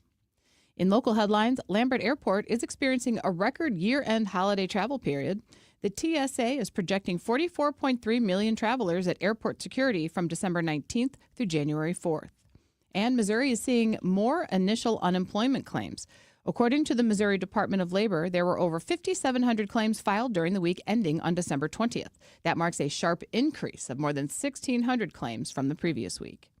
32 degrees. Time now is 7:31. I'm Rose Dalton, KTRS News, the talk of St. Louis. Between all the holiday parties, Weekend tailgates, and family get-togethers, we've been overindulging a little more than usual over the holidays. But now, we are starting the new year off on a healthier note by taking active liver supplements from New Nordic every day. Active Liver contains a powerful blend of turmeric, milk thistle, and globe artichoke extract, all natural ingredients that help protect the liver so that it can protect you from toxins. It's like giving my body a daily detox. I've never felt better, and my energy is through the roof. And my doctor is already impressed with how much better my numbers are looking. So if better health, more energy, and detoxing your body are some of your priorities this year, get Active Liver today and start the year off knowing you're giving your liver some well-deserved relief. Active Liver is available online at Amazon or NewNordicUSA.com. Or pick some up today at your local CVS, ShopRite, Meijer Grocery. Are now available at Wegmans. New year, new you, new Nordic. John Beal Roofing has been proudly serving homeowners and businesses in the St. Louis metro area on both sides of the river in Missouri and Illinois for over 3 generations. A dependable roof begins with a team you can count on. And that's exactly what you get with John Beal Roofing. Recognized as one of Roofing Contractor Magazine's top 100 roofing companies, John Beal Roofing offers 24/7 emergency service and industry-leading warranties, including a lifetime workmanship warranty for total peace of mind. From upgrading an aging roof or completing a full replacement, the team at John Beal Roofing delivers solutions that are built to code, built to last, and handled with expert care. John Beal also responds quickly with reliable storm damage services backed by decades of experience and 24/7 emergency support. Get started today for expert service and a free, no-obligation estimate by calling 1-800-NEW-ROOF. That's 1-800-NEW-ROOF. Call the closer with Lauren Risley Realty. First day on the market, we had multiple offers. They're definitely on top of things, but we loved working with them. They made it so easy for us. All you need to know about real estate and more. I am Lauren Risley. I'm here with my right-hand man, Adam Bundren. Every Sunday at 1 o'clock, you'll be hearing from us a full 1-hour show on all things real estate. Call the closer with Lauren Risley Realty every Sunday afternoon at 1. Powered by Homestead Financial Mortgage on the Big 550 KTRS. This is the McGraw Show on KTRS.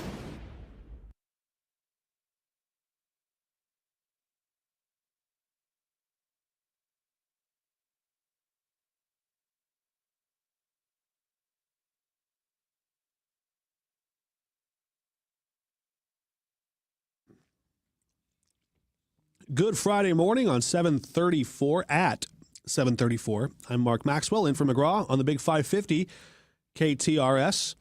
Great to be with you, Rose Dalton and Carl the intern, on this new year.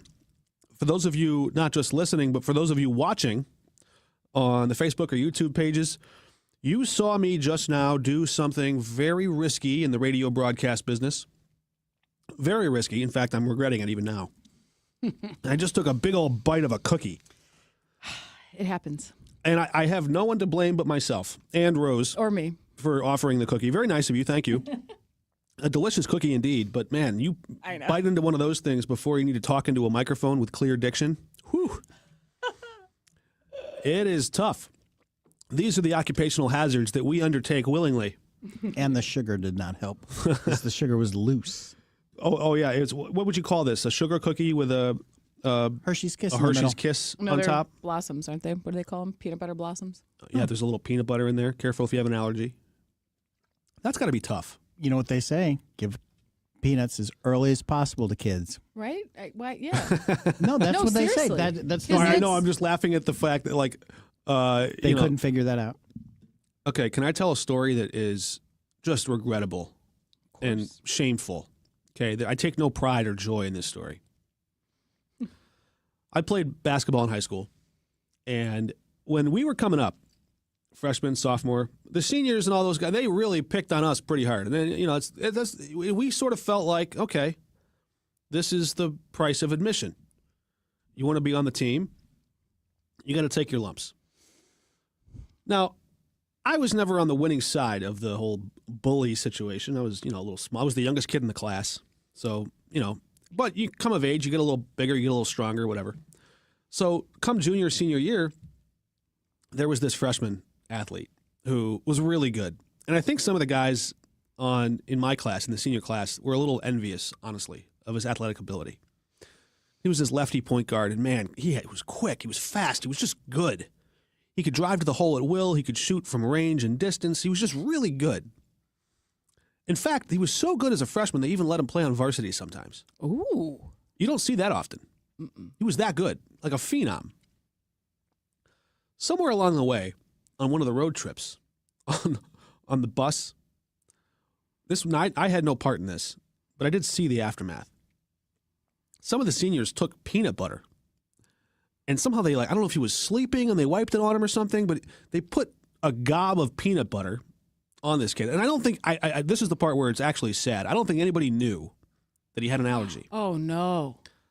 Here's one of our star players who, by this point, we should all be glad to have with us because he's making us better as a team. He's really good. He's your Caitlin Clark. Yeah. And now the poor kid, we're looking around for one of those EpiPens, and he has to go, in an anaphylactic shock and everything. Oh, especially back then. This would have been. So you're looking through his bag in case he had one. All I know is that every last one of us was marched into the principal's office. There was a big meeting. Coach got in trouble. And the coach had nothing to do with it. Coach just didn't know it happened. But, man, those peanut allergies. So when you said, give as much peanuts as you can to a small baby, I just laughed thinking well, what if they are, I don't know when the allergy sets. I don't know enough about the topic. I know parents that have kids that deal with these things. They're very well versed in it all. They have to be. Imagine shopping everywhere, freaking out. I saw a label the other day on a very basic product, and it said, hey, this thing was made in a factory that also contains peanuts. Indirectly, somebody could be triggered by it. It's wild. Food allergies are nuts. Ayo. I didn't even mean to do that, but see? It's too late. It's natural. We are working through the challenges of no food allergies in the 550 KTRS studios, but just chewing on cookies and commercial breaks, not great. All right, this one makes me want to bang my head against the microphone. Not going to do it, but while everyone was popping champagne, doing their New Year's resolutions, firing guns in the air in St. Louis, Congress quietly let your health insurance subsidies expire if you're on Obamacare overnight. Now, we knew it was coming, but still, no deal, no fix. Less of a safety net. Just boom, happy 2026, your premiums doubled. These were the subsidies that made Obamacare actually more affordable for a lot of people during the pandemic. Not politicians, real people. freelancers, contractors, small business owners, farmers, the self-employed folks who don't have a company HR department to cushion the blow. And now, on average, their premiums are going up 114%. Not 14%, 114%. Think about that. You go to bed on December 31st paying $300 a month. You wake up the next day paying $600 or $800 or more. Or just not having health insurance anymore. Well, that's probably Which is what's going to happen, right? Yeah, this and then is continue to drive premiums because now less and less people are paying in, right? Like, yeah, I think it's not even really a price increase. It's an eviction notice disguised as health insurance. Yeah, I mean, I can't.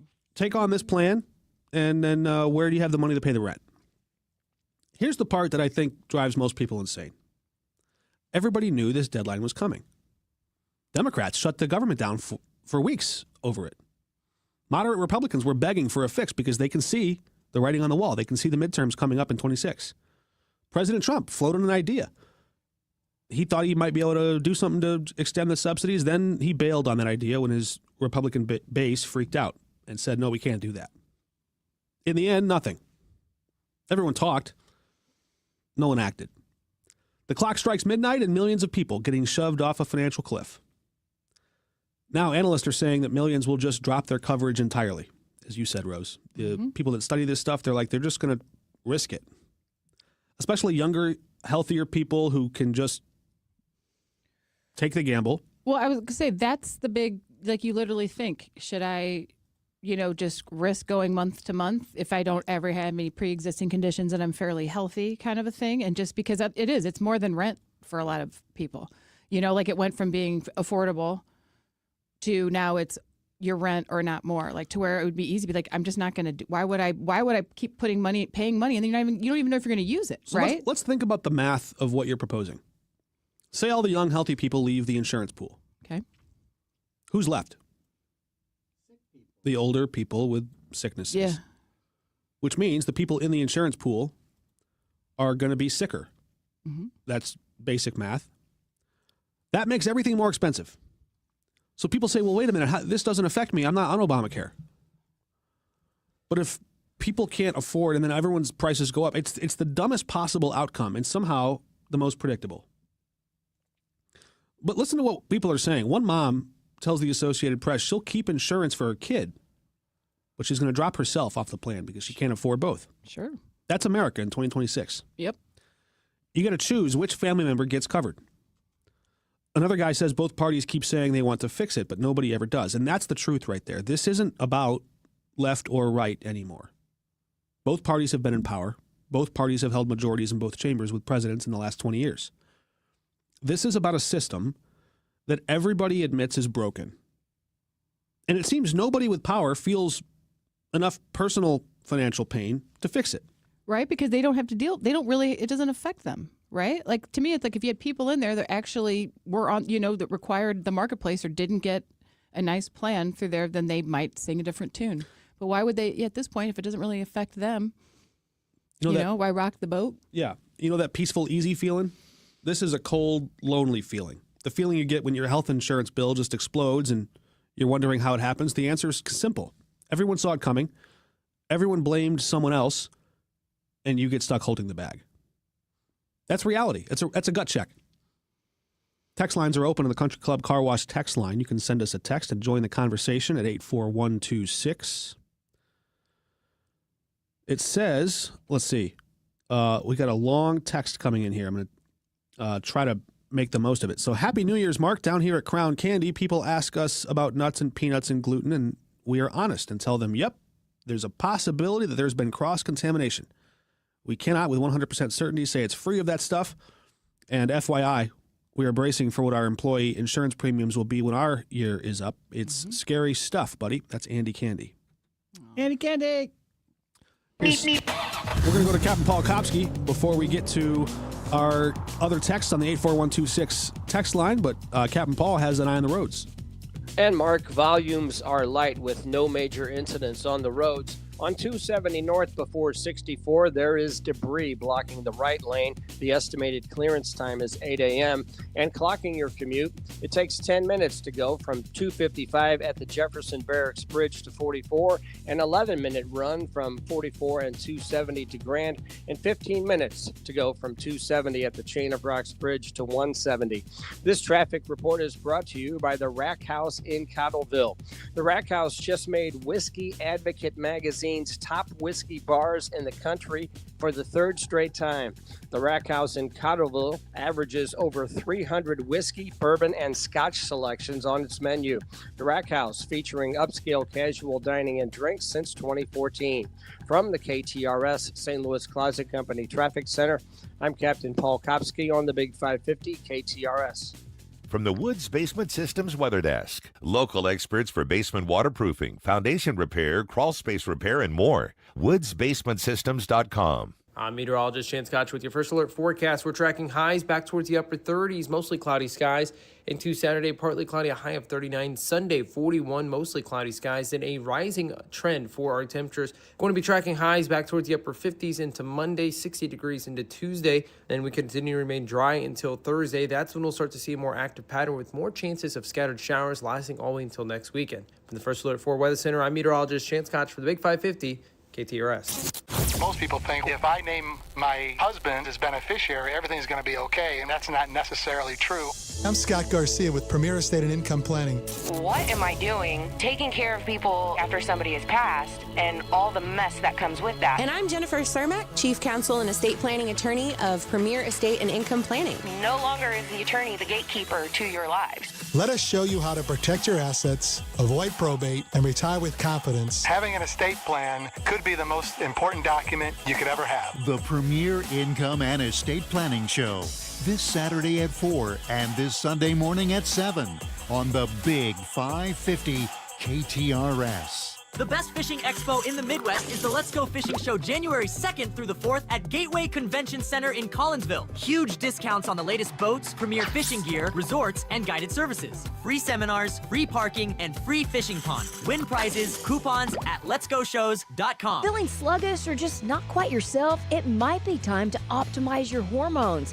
Heidi here for Premier U, the experts in helping men and women feel their absolute best. Premier U specializes in personalized hormone optimization to boost energy, improve mental clarity, and enhance overall wellness. Take charge of your health today. Visit premierumed.com and discover how hormone optimization can transform your life. 2 locations on both sides of the river with telemed options. Premier U, where better health begins. When you pay for tree work, you want to be sure you're getting the most for your hard-earned money. That's why you should always use the ISA certified arborist at River City Tree Service in Baldwin, Missouri. Hi, I'm Steve with River City Tree Service, and we've been the go-to tree service since 2008. Tree removal, tree trimming, storm damage, deadwood removal, stump grinding, and more. Give River City Tree Service a call for all your tree service needs at 314-270-8071. That's 314-270-8071. River City Tree Service. McGraw, live in the morning on KTRS. The home of ABC News. KTRS AM, FM 1061, K291CW St. Louis.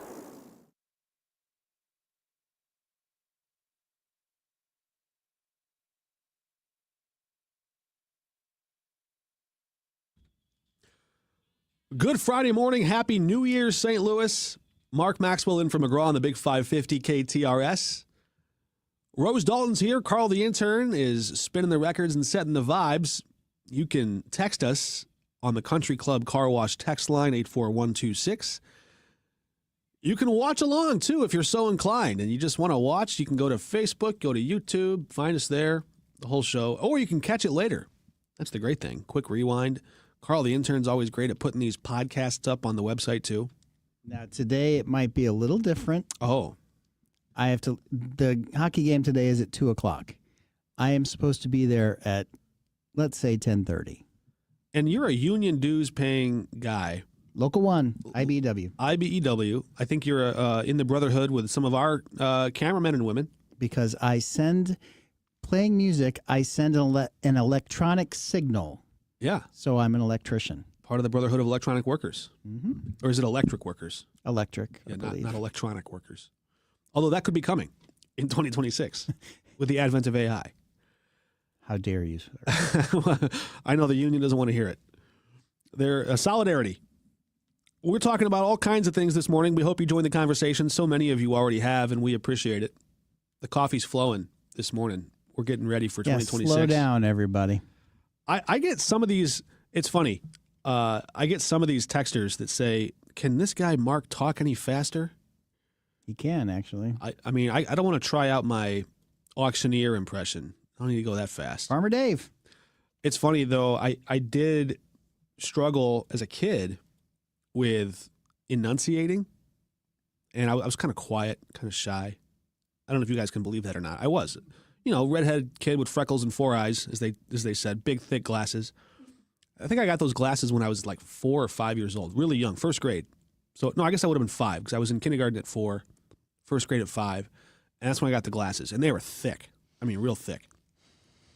And, yeah, I tell you what, that was a rough time. So somewhere along the way, my dad would always tell me, "Kid, stop talking like you've got oatmeal on the roof of your tongue or on the roof of your mouth." And I just wouldn't enunciate very well. And somehow I ended up in broadcasting. Figure that out.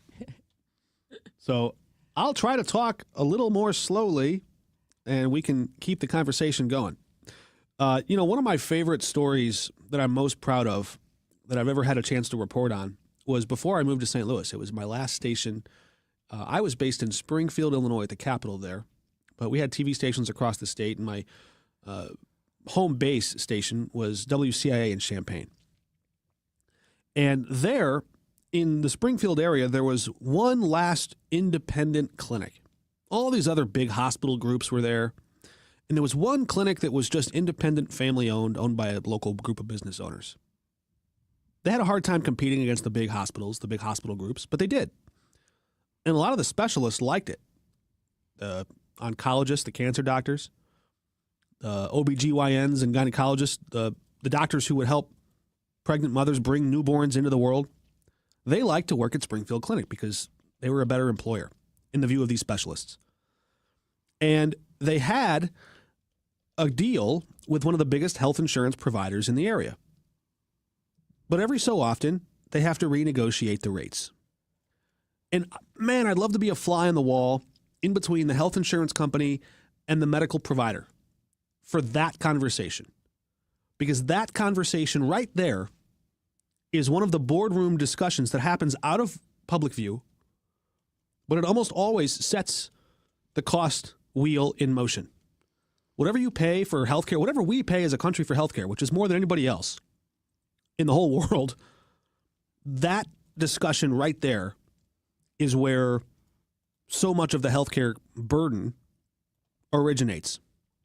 Beyond the diseases that exist and the drugs that you have to prescribe for, but how much we're going to pay. That's the discussion where the rubber meets the road. Well, it turns out the insurance company said, we don't want to pay you that much. So we're not going to send our patients to you anymore. We're going to tell all of our many thousands of patients that you, Springfield Clinic, are now out of network. And there was a big breakup. Thousands of patients, hundreds and hundreds of doctors with a big barrier between them. And it was their insurance company. The insurance company that, by the way, continued collecting their premiums every month. They kept getting paid, but they just said, we won't provide care for you to go there any longer. You want to go there, pay for yourself, pay your own way. Now, Springfield Clinic had enough organizational heft to stand their ground. That local doctor in Redbud, Illinois, probably couldn't. And that was the story that I kept hearing from a lot of different family doctors in rural southern Illinois, central Illinois. Well, we had to close up shop and move to the clinic or move to the hospital because the insurance company kept driving our rates down and we couldn't tell them no. So the question was, do I join the hospital or go out of business? What do I do? So over the course of many years, the insurance company keeps negotiating, keeps driving rates down, and prices go higher, and doctors make business decisions. They join the big groups or they go out of business. Springfield Clinic said, no, we're not going to do that. We're going to dig in and fight here. So in the wake of all that, I come in as a political reporter. And I've done a little bit of investigating. But my strength, my comfort level is in covering politics. And so I'm trying to learn. I had a little help. Every reporter everywhere, they have help. Somebody somewhere knows something, they tell us, and we're like, oh, okay, now it makes sense. So I'm learning how this whole system works. And come to find out, there were all kinds of problems already underlying the health insurance system before that big negotiation. Now, sure, there were pregnant moms who, by the way, obviously can't press pause on their pregnancy, but now they can't see their OBGYN. And by the way, all the other in-network doctors that were listed, there were like 2. For all the pregnant moms, there were like 2 OBGYNs in that whole area. And it was tough for them to get in because the line was 6 months long. Well, what do you do? There was another guy, a union electrician, probably IBEW, who had to leave his union job he had to leave his I got it wrong. I got it backwards. When he was young and had a little daughter, he worked at a union. He worked at an independent shop. He and his buddy, they went into business together, and they did pretty well. But then when his girl got type 1 diabetes, he said, "Hey man, sorry, I got to leave the business. I got to go join a union outfit because I need better health insurance. I got to be able to help her out." They grow up. He gets older. He's about ready to retire. This union electrician. And he comes down with a rare form of cancer in his jaw. And his daughter, she's now in her 30s. She finds out that dad is now out of network, and all those cancer screenings he had to go through, the bill is now on him, $50K. And she says, "Dad, I know you left your business to go into a union job to help pay for my insulin when I was a kid." So she foregoes vacation, opens up the wallet, and helps dad. Well, we got to dig into some of this stuff, making calls to the U.S. Department of Labor, making calls to Health and Human Services, making calls to the insurance department in Illinois. We eventually got that guy a refund for the $50,000 they had to pay for his cancer. The CEO at that company, who was trying to discredit our reporting, well, he got let go. There was an email where he was trying to say, "Oh, this reporting, I don't, you know." But the directory, the health insurance directory that this company was advertising online, saying, "Here, if you buy insurance from us, we'll give you this list of doctors." In many cases, it was a dead-end directory because we'd go there and we'd find out, wait, here's an empty office with no doctor in here. We'd call the person who owned the building, find out there hasn't been a tenant in that office for years. We'd call the number, and some doctor would pick up in Atlanta who says, "No, I've never practiced in Illinois in my life." Somewhere in the big sprawling health insurance company, someone must have just misplaced that contact information or put it out there wrong, but they were advertising services that they weren't actually providing. We called that whole series The Bottom Line because it summed up the total and the price to you, to the insurance company in their negotiation. But that rush of discovering, I don't want to call it a fraud, but of discovering the falsehood, discovering the part that angered people most was fun. It was rewarding. It was a rush. Took a lot of time. I'd be shocked if I could just step off a plane in Minnesota, let's pick a state, and find fraud that deep, that quick. That'd be quite the surprise. Later this hour, we're going to talk to the reporter that helped me break that story, who happens to be reporting in Minnesota these days. How's that for a segue? Captain Paul is keeping an eye on the roads. And Mark, emergency vehicles are on 270 south past 64, blocking the right lane and clocking your commute. It's a 10-minute ride from 270 and 55 to Manchester, 9 minutes to go from 55 and Lindbergh to 44 near downtown. Also 9 minutes from 5570 in Collinsville to downtown St. Louis. From the KTRS St. Louis Classic Company Traffic Center, I'm Captain Paul Kopsky on the Big 550 KTRS.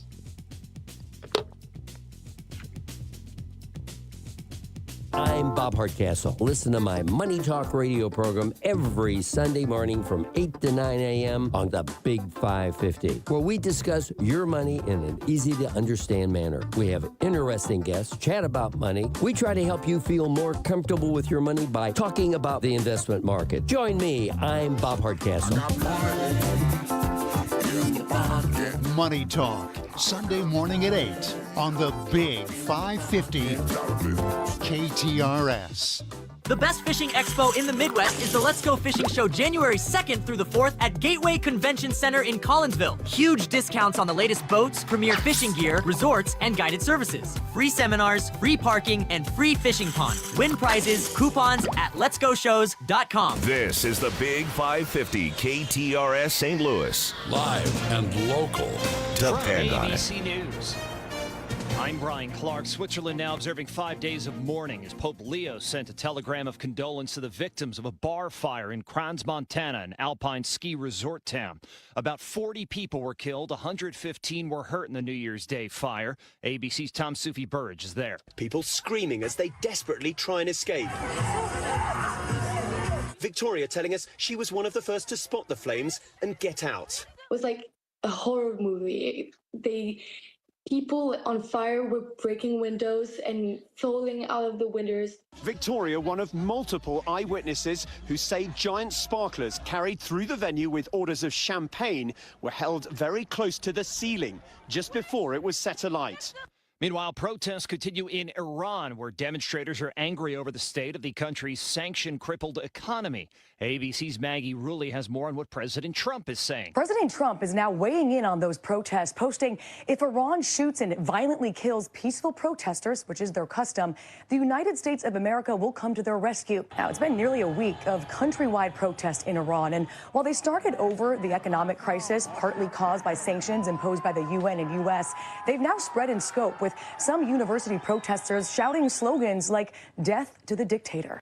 The president continues to talk about his own health on social media. He writes that it's perfect. He told the Wall Street Journal bruising on his hands is caused by his daily aspirin regimen. Even for the most pessimistic American, there's cause for hope about this year. ABC's Jim Ryan says there have been big strides in the fight against overdose. Provisional numbers from the Centers for Disease Control and Prevention have drug overdose deaths and non-fatal overdoses falling between 2024 and 2025. The most dramatic declines came from Louisiana, Virginia, West Virginia, and New York State, each with a nearly 40% drop in fatal overdoses. Between all the holiday parties, weekend tailgates, and family get-togethers, we've been overindulging a little more than usual over the holidays. But now, we are starting the new year off on a healthier note by taking active liver supplements from New Nordic every day. Active Liver contains a powerful blend of turmeric, milk thistle, and globe artichoke extract, all natural ingredients that help protect the liver so that it can protect you from toxins. It's like giving my body a daily detox. I've never felt better, and my energy is through the roof. And my doctor is already impressed with how much better my numbers are looking. So if better health, more energy, and detoxing your body are some of your priorities this year, get Active Liver today and start the year off knowing you're giving your liver some well-deserved relief. Active Liver is available online at Amazon or NewNordicUSA.com. Or pick some up today at your local CVS, ShopRite, Meijer Grocery. Are now available at Wegmans. New year, new you, new Nordic.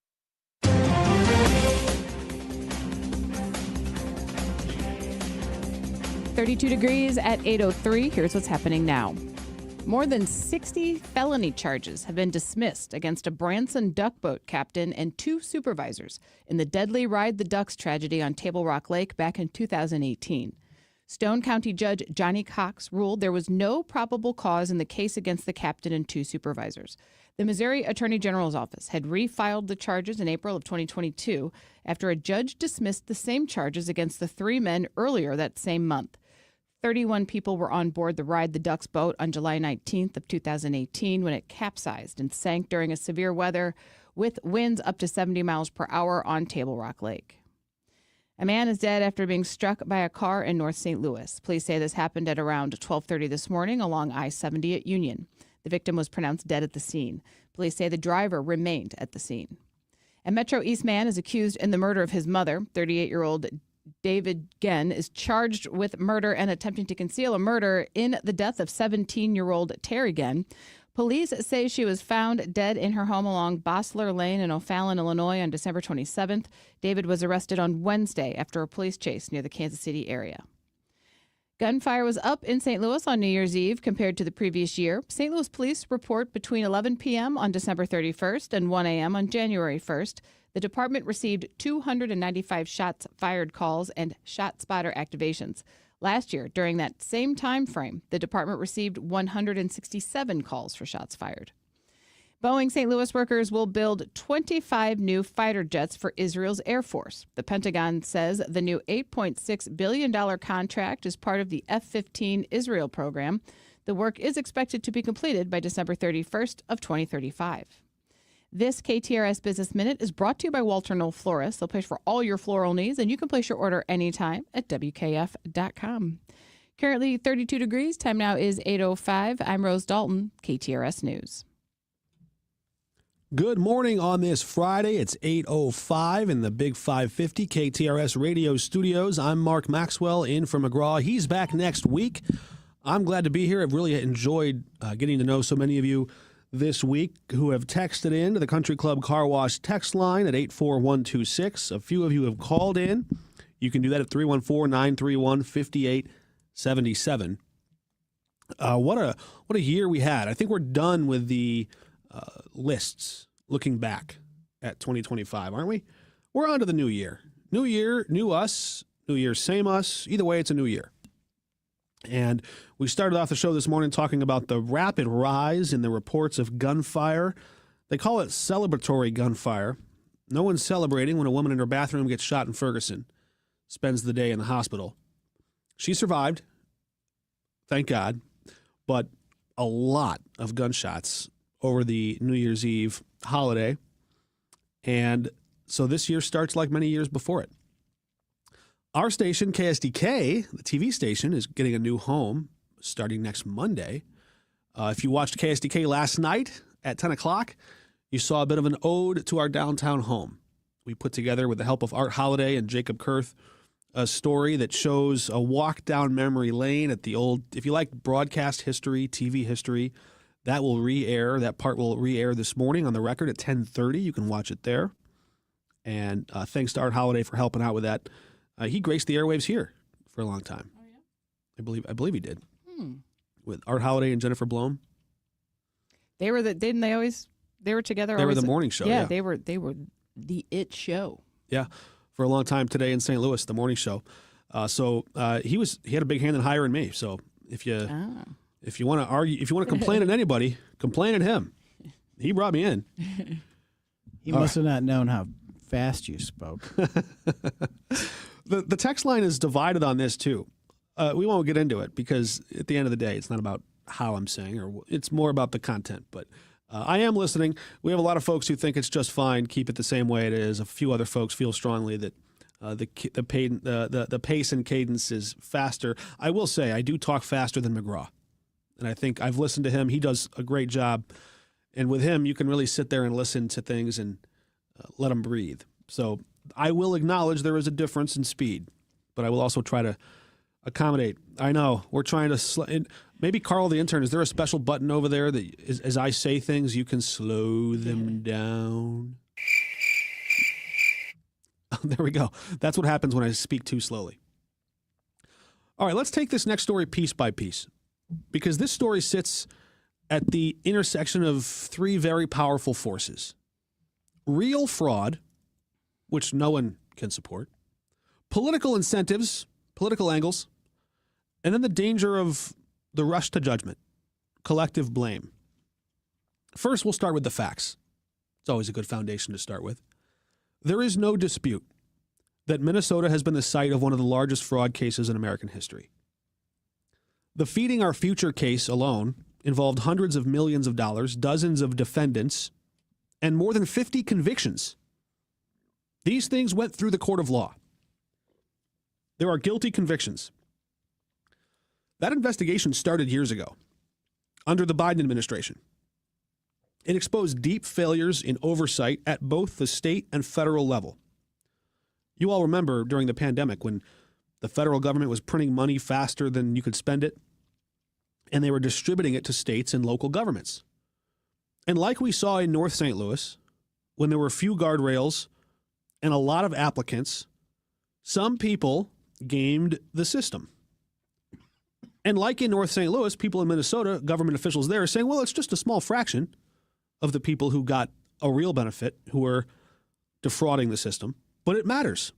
The fraction, the percentage doesn't matter. It matters. These are public funds intended for a public cause, and the money should go where the dollars were intended. So the context matters here, too, because when federal officials talk about fraud in Minnesota, they're not just inventing the issue. This all happened. It's documented, it's been reported, it's been covered, it's been investigated, indicted, and charged, and convicted. So now fast forward to this week. After a young 23-year-old right-wing influencer released a video alleging massive fraud at a Somali-run daycare center and a series of centers, the Trump administration announced a surge of federal officers into Minnesota. Kristi Noem says there's a massive investigation.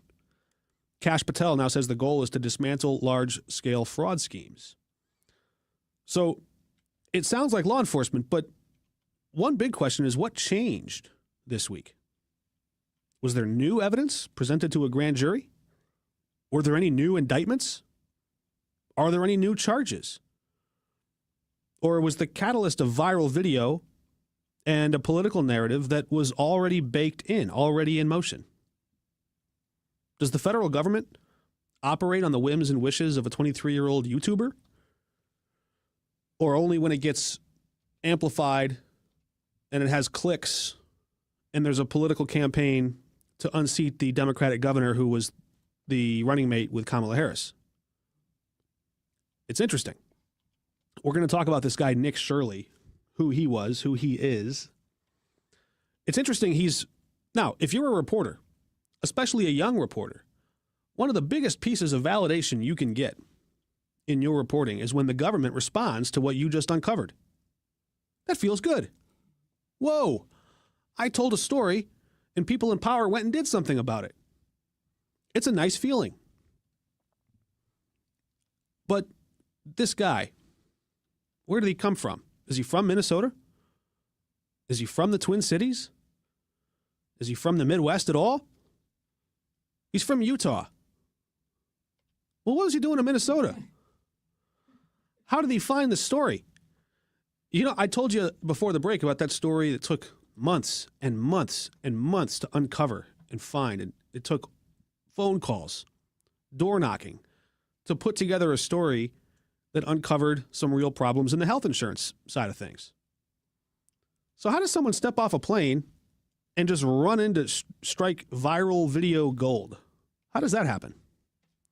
Well, a House Republican in Minnesota has confessed how it happened.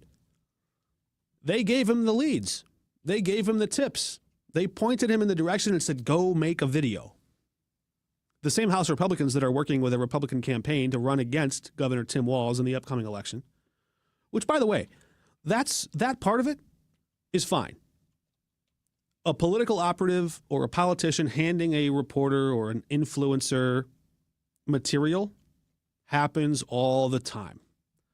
I've had 1,000 tips, 5,000 tips from political people with political agendas. That's fine.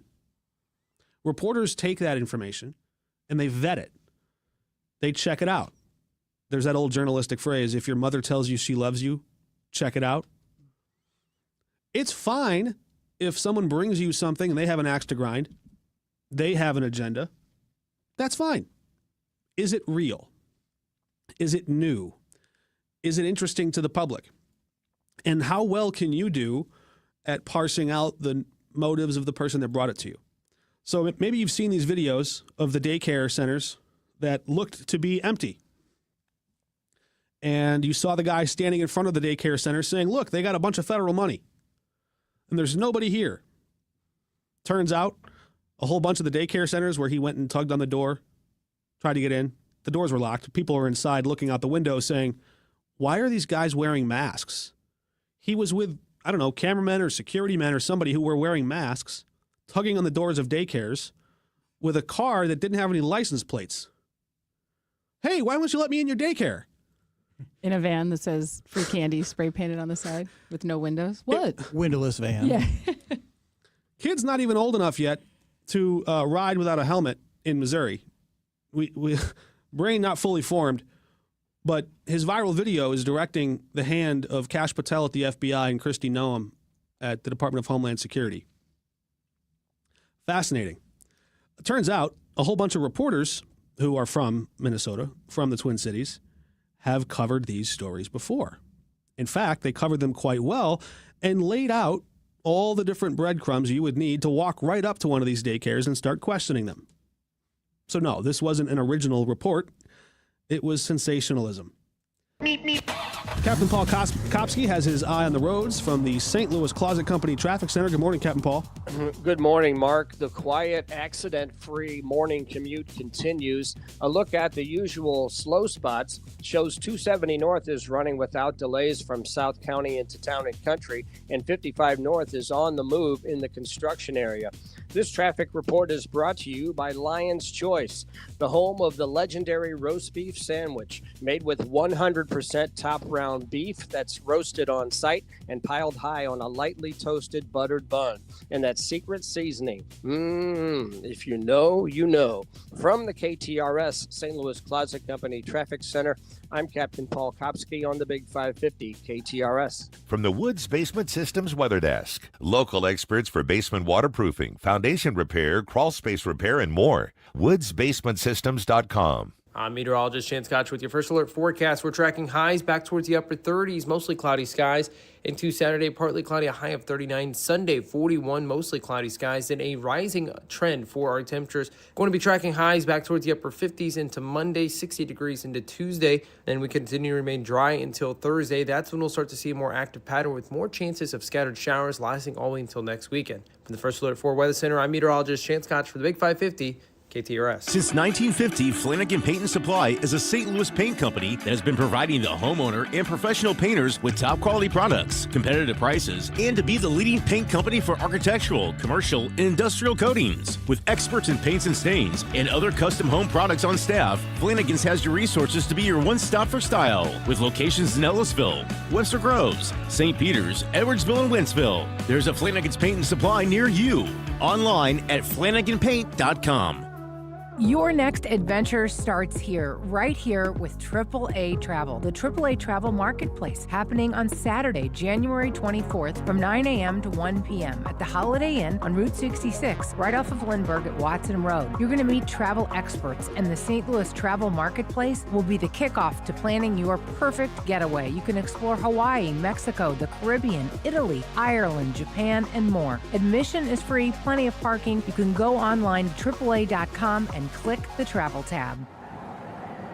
It's cold. So bring the heat with Dogtown Pizza. Warm up these winter months with one of 13 different flavors, from the new SOB, sausage, onion, bacon, to a 4-meat or veggie. Or how about the all-star this time of year? I'm looking at you, hot chicken. Heat up those ovens and warm up those bones with a hot Dogtown Pizza, and tell Jack Frost to take a hike. These cold winter months are upon us, so take a trek to Dogtown. Dogtown Pizza, of course. Is it time to make a change with your bank? Hi, it's Julie Buck for Triad Bank. They are a full-service financial institution with 2 locations, and they've been around since 2005 with a mission to provide a wide range of commercial and personal banking services. Here's their website. It's triadbanking.com.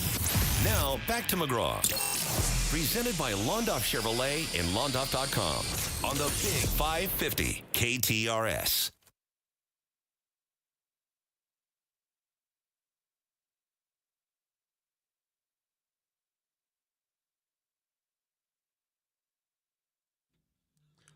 Good Friday morning. It's 8:18 in your new year, 2026. Don't forget 2026 when you're writing out dates on documents. If you still use a checkbook, it is no longer 2025. I'm Mark Maxwell in the chair for McGraw on the Big 550 KTRS. Rose Dalton and Carl the intern are here with me. We're having a good Friday morning with the text lines open in the Country Club Car Wash text line 84126. You've seen that story probably by now about the fraud in Minnesota, the daycare fraud that's happened there. Someone texts in on the 217, Somali daycare fraud has been investigated previously, but it was ignored by the media and government officials. Now, is that true? Texter from the 217, was it ignored by the media? Was it ignored by government officials? How then did government officials bring charges in court? How did prosecutors successfully convict 50-plus people? It doesn't sound like they ignored it to me. Did media ignore it? Because when I click on the websites from the local news outlets in Minneapolis, I find 50-plus stories dating back to 2022, 2023, detailing all of this. Now, maybe you didn't see it in central or southern Illinois. Would you typically want to know what's going on in the inner government of Minnesota? Does that matter to you? I guess you could say it's our federal tax dollars, so it should matter to all of us as Americans. But would you normally expect to hear about all the different fraud cases that happens in, say, Reno, Nevada? No. What this person does, apparently, he says the media here ignored it, I guess. Well, then it also depends on what your media outlet is too, yeah? Like if you're only going to, say, TikTok or something, maybe, or YouTube, they're not covering this. I think it's interesting, too, to consider the source. And this is a first important step in media literacy. If someone's telling me a story, are they trying to get me angry? Are they trying to get me to vote for someone in particular? Do they have an agenda? Are they on a political payroll? If any one of those things are true, I would press pause. If all four of them are true, I would slam the brakes. Here, all four of them are true. Who is this guy, Shirley? Nick Shirley, who went viral online. Turns out the White House actually hosted him years earlier. He was part of an Antifa roundtable. Several influencers invited to the White House for their ability to drive clicks, and they were invited for the kind of content they create. He also faced criticism for a video that he shot in Kyiv, Ukraine. Now, we were talking earlier, wait, was this guy from Minnesota? No, he's from Utah. What was he doing in Ukraine? He was in Kyiv, and he wasn't anywhere near the front lines. He was in some part of town where he falsely implied and suggested that maybe those luxury cars you see in the video or a Ferris wheel in the city, maybe those things came from American tax dollars. He was wrong. Interesting stuff. He also filmed content at the January 6th riots at the Capitol, 2021. He was there sort of promoting it, talking it up like it was tough stuff. So consider the source. This is the guy who is out there standing in front of a daycare center while the daycare owner and the kids are inside saying, who's the creepy guy in the van and the mask? Why is he trying to get in here? Later, a CNN reporter catches up with him and asks him, did you know that there were people in there? Well, no. I mean, don't they have a reception area? Why can't they let me in? I don't know how many daycares he's been inside of, but not many of them are funded well enough to have a reception area for you. And most of them who, safeguard other parents' kids while they're at work don't want random strangers walking in off the street.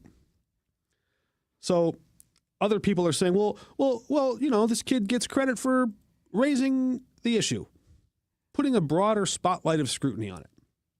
Okay. So he came behind, parachuted in from out of town, tried to get everybody all riled up, and tried to get their clicks. We've been down this road before. I talked about it in a segment on the record last year. Yellow journalism, that overly sensationalized stuff that tries to get people all in a tizzy. Pulitzer and Hearst, they did it back in the 1800s. The Spanish War started very much because of a lot of the hype that was building around, did Spain sink one of our warships? And when it's all fun and games until people start getting killed. And there have been death threats. There have been death threats at these daycares in Minnesota. But later on the program here, we're going to have some of the reporters from Minnesota who broke a lot of the stories of fraud. And yeah, it wasn't just in the last couple of weeks. It wasn't just when it popped up on your Twitter page or your YouTube page. Somebody from the 314 text, but don't call him Shirley. Nice. The text line from 314 says, the person is correct. I think he's referring to Nick Shirley. The media and government has basically ignored it, or it wouldn't so easily still be going on. Now, how do you know it's still going on? We just told you 50 people have been indicted. Not just indicted, more than have been indicted. 50 people were convicted. Somebody says, I know fake daycares existing right here in St. Louis. Well, hey, I'm a reporter. Give me a call. Drop me a tip. I'll go investigate. Somebody else says, well, thank God this guy, Nick Shirley, this isn't a text line, but we see it online and you see people commenting, well, thank goodness he's actually just putting a light on this stuff. I'm going to say, hold on a second. Do we really want to live in a society where a bunch of suspicious people are going around interrogating, agitating private businesses, filming anything that they don't understand, and then going to the world and castigating that possibly innocent person that they just might have even defamed? Do you really want to let reporters who investigate things take incredible pains to do no harm, to never put an innocent person in a public light that suggests maybe they were doing something inappropriate, improper, or illegal? You investigate stuff, and only when you know you have the goods do you go with it. And in the process, you try to harass as few 4- and 5-year-olds as possible. Interesting case to watch there. Somebody else from the 618 refers back to that campaign rhetoric we heard where the Haiti conversation. This sounds like they're eating the cats and dogs all over again. Someone texts in. It's an interesting point. So we're going to hear from the reporters who actually broke that story in Minnesota later this show. We're also going to hear from Randy Carricker, who is keeping an eye on the sports for us. Randy's always great. I wonder how Randy celebrated his New Year's Eve. Hopefully he wasn't watching football, I'm guessing. Yeah. Well, not that late, maybe earlier in the day. We're going to find that out. We're hearing President Trump talking to the Wall Street Journal about his health, about those bruises and makeup you've seen on his hands, the aspirin amounts that he takes, and some interesting conversations, too. President Trump said this week, I believe it was this week, but I was listening to the Big 550 on the way into work this morning and heard a soundbite from President Trump. Maybe Carl, the intern, knows when it was uttered. I didn't see the date on it, but President Trump said that he thinks health insurance companies are raking in more profit than they are entitled to. Not a direct quote, but I think a pretty accurate paraphrase. So that's interesting to hear President Trump say that he thinks the health insurance companies are making more than they're entitled to as we head into this big negotiation over what comes next in the American healthcare system. I know somewhere where they won't gouge you. Where's that? Johnny Londoff Chevrolet. Look at that. Our guys at Johnny Londoff in the Londoff Chevrolet area are getting started with this new year here in 2026. Hey, Happy New Year, guys. Happy New Year, everyone. What's going on down there? Oh, just filing in. Service is already busy. People taking advantage of, that last little bit of holiday break to get some work done on their vehicles. We're gearing up. We've got a busy day as far as appointments and for service and for sales. So just getting things ready up here in the conference room before we have a great busy day. Recapping some of the football from yesterday as well. So, yeah, there's a lot going on here. Love to hear it. Johnny Londoff III joining us on the Big 550 KTRS from inside the, I think this is the sales meeting or inside the dealership there? Absolutely, yep. Up here in the sales meeting, got the gang here getting going over things. So, yeah, but gearing up for a big day. Absolutely. Now, a lot of people hit the roads over the holiday season, and before they do, they might want to know they're in a good, durable ride. Absolutely. It's that time of year, winter weather. It's already been here, and it will probably, unfortunately, come again before we see leaves back on the trees. So, yeah, we offer winterization services for people's vehicles to get things checked up. Fluids topped off, all that good stuff. So when the winter weather is here, you know that your vehicle will start and perform as it should in the super cold or in the snow, freezing rain, etc. Well, freezing rain, that's always scary. But yeah, no, we get a lot of that this time of year. So if anyone is listening that hasn't had that service perform yet on their vehicle, whether it's a Chevrolet, GM, or non-GM vehicle, we can take care of it all at Florissant and St. Peter's. So if you haven't had it done or you're interested in getting it done, please reach out, talk to our great service receptionists, our service advisors, and they will get you taken care of. Yeah, it's good stuff. I know I talked to you guys a couple of weeks ago, and I asked you that question about that blinking light in my dashboard, about one of the tire pressure being low, and that it can happen when the weather gets colder. Now, I went and got it fixed. I got it plugged up and fixed up. But what would have happened, I'm not going to ask you to get out your crystal ball or play Nostradamus, but what do you suspect might have happened if I let that thing go unaddressed? Well, if you let that go unaddressed, in your case, it sounds like there was a puncture in the tire. So the end result, had you not gotten that patched, would have been a flat tire, unfortunately, or God forbid, a blowout while you're driving. So yeah, the weather, when it can roller coaster up and down, it can play havoc on the air pressure and tires. So it's always good to keep an eye on it, keep them topped up, whether you're going here to a dealer or a gas station that has the air available. But if it keeps happening and it's one specific tire always that keeps seeming to be losing pressure, chances are that there is a puncture, whether it's, with all the road work in the area, it could a nail, a piece of debris or something that got up in there and punctured it. And you take it somewhere and they'll let you know. And if it can be patched safely, that's an option. But, sometimes if it's in the actual face of the tire versus on the tread or something, you might have to get a new tire.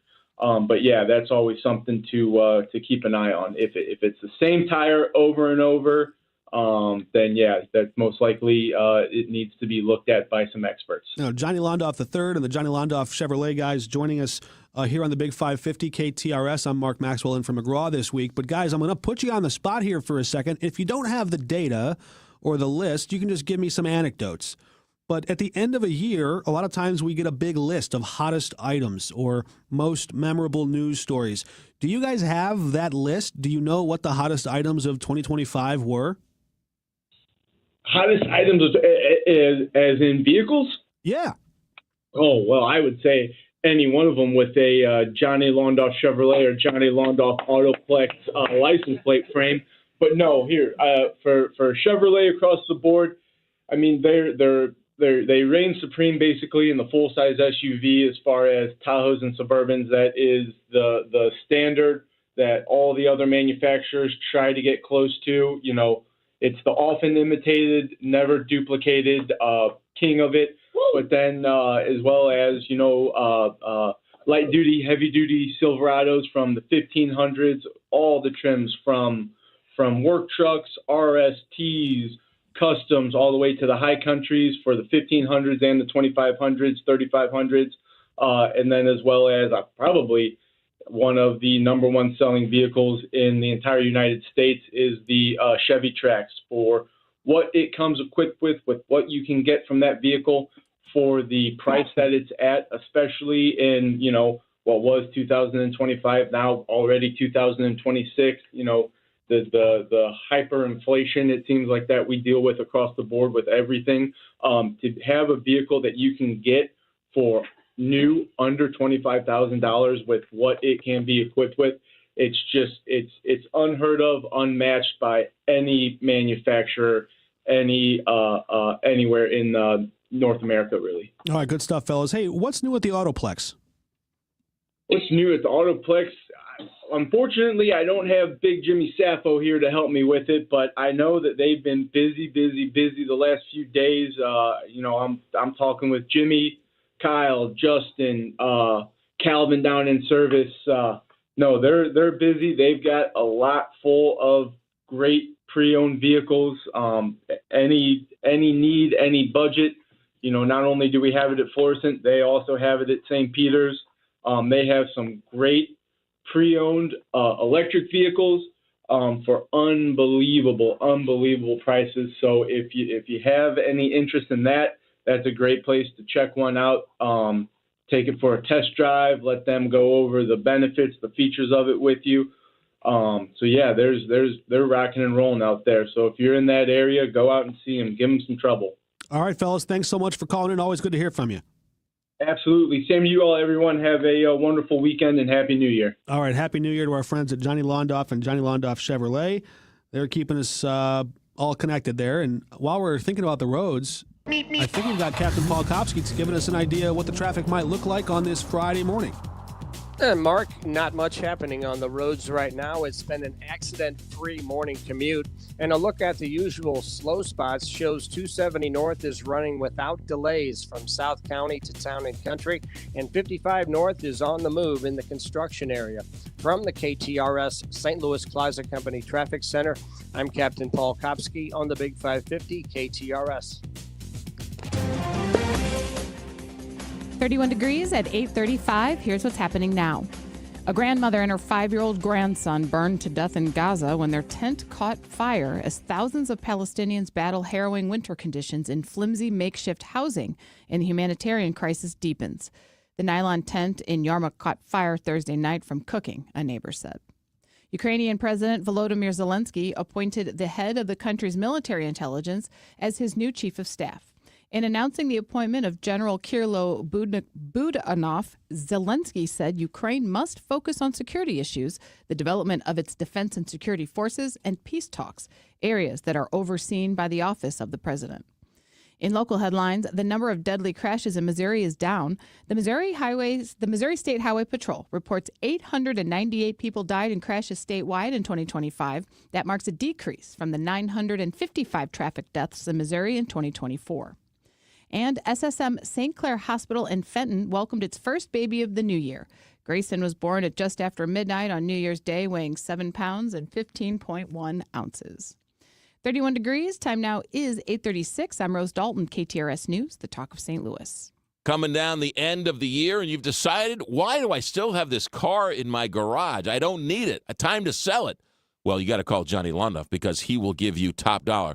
No, he won't just give you top dollar. He'll give you top dollar for that vehicle. Johnny Londoff will take care of you from start to finish, whether you want to sell the car or you're looking to purchase a brand new Chevy. That's right. Johnny Londoff has transports coming on the lot every single day. They're rebuilding their inventory. So the end is near. There are more brand new Chevys, whether it's Tahoes, Suburbans, Malibus, Blazers, Traverses, Equinox, Colorado trucks, Silverado trucks. They got them all at Johnny Londoff Chevrolet. They also have great pre-owned vehicles, right? Those late model SUVs, and they've got great quality cars under $10,000. So if you're looking to buy a car, Londoff.com. It all starts at Londoff.com. If you're looking to sell the car you have, sell it to Johnny. He will take care of you. It all starts at Londoff.com. Find new roads. Johnny Londoff Chevrolet. When you pay for tree work, you want to be sure you're getting the most for your hard-earned money. That's why you should always use the ISA certified arborist at River City Tree Service in Baldwin, Missouri. Hi, I'm Steve with River City Tree Service, and we've been the go-to tree service since 2008. Tree removal, tree trimming, storm damage, deadwood removal, stump grinding, and more. Give River City Tree Service a call for all your tree service needs at 314-270-8071. That's 314-270-8071. River City Tree Service. Between all the holiday parties, weekend tailgates, and family get-togethers, we've been overindulging a little more than usual over the holidays. But now, we are starting the new year off on a healthier note by taking Active Liver supplements from New Nordic every day. Active Liver contains a powerful blend of turmeric, milk thistle, and globe artichoke extract, all natural ingredients that help protect the liver so that it can protect you from toxins. It's like giving my body a daily detox. I've never felt better, and my energy is through the roof. And my doctor is already impressed with how much better my numbers are looking. So if better health, more energy, and detoxing your body are some of your priorities this year, Get Active Liver today and start the year off knowing you're giving your liver some well-deserved relief. Active Liver is available online at Amazon or NewNordicUSA.com. Or pick some up today at your local CVS, ShopRite, Meijer Grocery. Are now available at Wegmans. New year, new you, new Nordic. From the Woods Basement Systems Weather Desk. Local experts for basement waterproofing, foundation repair, crawl space repair, and more. WoodsBasementSystems.com. Now, back to McGraw. Presented by Londoff Chevrolet and Londoff.com on the Big 550 KTRS.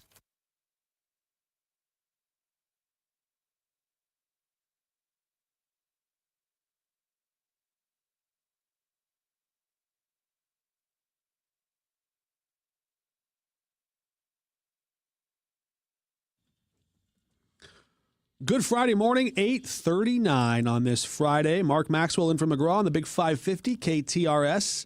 Carl the intern spinning the records, setting the vibes. Rose Dalton dancing along. It's good to be with you guys again this morning. And all of you, our listeners, loyal listeners, texting into the 84126 Country Club Car Wash text line. Thanks for doing it. We are glad to have you with us as we ring in the new year. Randy Carricker's coming up next hour. Can't wait to talk to him. Jay Coles and Renee Cooper from KSTP, the ABC local news affiliate in the Twin Cities, joining us very soon. We're going to hear from them about that Minnesota fraud case, all the daycare centers. There's a nonprofit underneath it all where most of the fraud originated from, and that's the place where the fraud occurred. There are other daycare centers involved, and so digging into it, some of the different social service programs and agencies have been facing scrutiny. It has been an interesting story to watch as it goes viral online. But we're also ringing in the new year, and that means we're counting the gunshots that we heard on New Year's Eve. They call it celebratory gunfire, but that can come with some consequences. People firing off their guns as if gravity took the night off. It didn't. There were some casualties. One woman in Ferguson in her bathroom in her apartment on the wrong end of that bullet. How were they going to try to figure out whose bullets you know what I'm saying? Like, if once all these people, clearly 295 bullets were shot or called in or whatever, I was wondering how they would expect to, I guess, arrest said people or figure out who's shooting the guns. Look, being a police officer is tough. It's a tough job. Mm-hmm. And doing that kind of ballistics testing when you don't know if the gun was never registered in the system and you don't know, I don't know. Mm-hmm. I don't know how you do it. I'm wondering if that's why there's so much, too, because people are like, there's really no way they can. Yeah, you can't get in trouble for it if no one actually saw you do it. Right? I would think if you're that woman or you're her family, you want justice. You want whoever did that to pay for it. All right, here's another story that we're seeing on the pages of the Post-Dispatch. Giving Kurt Erickson a lot of credit, a lot of love this morning. He's got a lot of good stories on the front page. But I got to get this one straight because it's one of those stories where the explanation somehow makes it worse. Right before Christmas, Missouri quietly shuts down the online portal that 54,000 state workers use to manage their time off, their retirement savings, their health accounts, deferred compensation, boring little things like their money. These are highway patrol troopers, social workers, legislative staff, everybody that works for the Show Me State. The reason? An unauthorized attempt to access the worker's savings account. A hacker. Now, if you're a normal human being, you hear that and think, oh, the system got hacked. But the governor's office says, whoa, let's not use words like hacked. They prefer suspicious activity. Government speak. Very soothing. Nothing to see here, just someone poking around your retirement account. They say a third-party vendor tipped them off, as is often the case in the cyber world. A limited number of accounts were accessed. Fraud protection blocked everything, they say. So don't worry. Unless you were trying to do your end-of-year financial stuff, change your benefits, take paid time off, or just generally live your life. In that case, good luck. The fix? Well, the portal's down, but you can still access everything individually. You just have to log into every separate system one by one, which is kind of like saying, hey, your car still works. You just got to get out and push it uphill. So they do have a cybersecurity commission in Missouri. It was created by law a couple years ago. The whole job there is to identify risks, vulnerable spots that need a patch, best practices, and help to protect the state from cyber attacks. How many members has the governor appointed to it? Zero. Not one. Not under former Governor Mike Parson. Not under current Governor Mike Kehoe. The commission only exists on paper. It never meets. It issues no reports. Apparently watches from the sidelines while these suspicious activity fellas come strolling right through the front door. A few keystrokes and they're in. It's not Missouri's first rodeo here. The conservation department got hacked. Driver's license offices were shut down. Food benefits have gone offline before. CrowdStrike sneezed. Half the state caught a cold. So interrupting all this would mean the system stays up. Confidential would mean we just don't find out about it and all these problems after the fact. Cybersecurity would mean appointing the commission that you already created to prevent things like this. Nobody's saying panic. Nobody's saying that the money vanished. But if your retirement account gets touched and the state response is maintenance mode plus vibes, it's not really reassuring to many people. So that's an interesting story in the Post-Dispatch. You can go read about it. We were opening up the text lines on the 84126 Country Club Car Wash text line, kicking around this story from Minnesota where the daycare fraud center has captivated the attention of so many keyboard warriors and people online sharing it, going viral. Elon Musk, J.D. Vance, big names sharing this story to many, many millions of people. Someone from the 314 texts in, "Hey, Nick Shirley packaged this story for the audience of today's news consumer. Why all the hate?" That's the text. First of all, no hate. Hate's a strong word. I would say passion. I have passion around this idea. And did he package this story for the average news consumer? I don't know. I think it's kind of like, you can't shout fire in a crowded theater. Well, if there actually is a fire, you can. What if the fire happened 2 years ago? Can you shout fire in the same crowded theater? Interesting. What if the fire happened in that theater, but like 3 theater doors down? Because he went to the wrong daycare centers. He thought he was at the ones that were fraudulent. He went to the wrong ones. And there was actually kids inside. His evidence of the fraud wasn't found in the paperwork or in doing the investigation, but like, oh, look, nobody's in there. Except for the surveillance video provided to the local news by the people who were actually on the other side of the curtain are like, yeah, no, we were in there. Here's the timestamp. Here's the video of him rolling up in his vehicle that's unmarked with his guys in masks, and he wonders why they didn't let him into daycare. No hate for him, but I do ask the question, how many times would you let somebody lie to you before you understand that's the boy who cried wolf? Consider your sources. The fraud's bad. Prosecute the fraud. If there's more fraud out there that we haven't found yet, find it. Get after it. That's the other thing about this conversation that drives me nuts. If you raise questions about the credibility of the YouTube guy, then you see people say, oh, so I guess you're okay with fraud then. No. What? So you're cool with fraud? No. Prosecute it. Just consider your source. Don't trust somebody who isn't trustworthy. Seems pretty easy. Interesting story there, though. Captain Paul Copsey's got an eye on the roads and traffic if there's any to be found on this January 2nd. Good morning, Captain Paul. Good morning, Mark. Not much happening on the roads right now. It's been an accident-free morning commute. And checking a few drive times, it's a 10-minute ride from 255 at the Jefferson Barracks Bridge to 44. It will take you 8 minutes to go from 64 and 170 to Jefferson, and 15 minutes from 270 at the Chain of Rocks Bridge to 170. From the KTRS St. Louis Closet Company Traffic Center, I'm Captain Paul Kopsky on the Big 550 KTRS. From the Woods Basement Systems Weather Desk, local experts for basement waterproofing, foundation repair, crawl space repair, and more. woodsbasementsystems.com. I'm meteorologist Shane Scotch with your first alert forecast. We're tracking highs back towards the upper 30s, mostly cloudy skies. Into Saturday, partly cloudy, a high of 39. Sunday, 41, mostly cloudy skies. And a rising trend for our temperatures. Going to be tracking highs back towards the upper 50s into Monday, 60 degrees into Tuesday. Then we continue to remain dry until Thursday. That's when we'll start to see a more active pattern with more chances of scattered showers lasting all the way until next weekend. From the First Alert 4 Weather Center, I'm meteorologist Shane Scotch for the Big 550 KTRS. Kirkwood Florist has been a family-owned florist and gift shop since 1951. For over 70 years, Kirkwood Florist has been delivering extraordinary floral experiences every day for every event. Kirkwood Florist has an award-winning design team, friendly customer service and logistics staff, and a great gift shop. They offer same-day, fast delivery to most St. Louis areas if in by noon, with fresh flowers, plants, and unique gift items. Kirkwood Florist, family-owned since 1951. KirkwoodFlorist.com. Hey, it's Jill Farmer for Premier Heating and Cooling. When winter hits St. Louis, your furnace doesn't get a day off, and if yours is older, it may be running nonstop and still not keeping you comfortable. Winter has a way of exposing weak links. You're probably paying more and getting less. Or if your home never quite feels warm enough in the winter, your furnace may be telling you something else, especially if it's been around for a while. That's why I want you to call Premier Heating and Cooling. Their technicians go through 5 years of training beyond industry standards. It's Premier standards. Heating your home shouldn't feel like a struggle.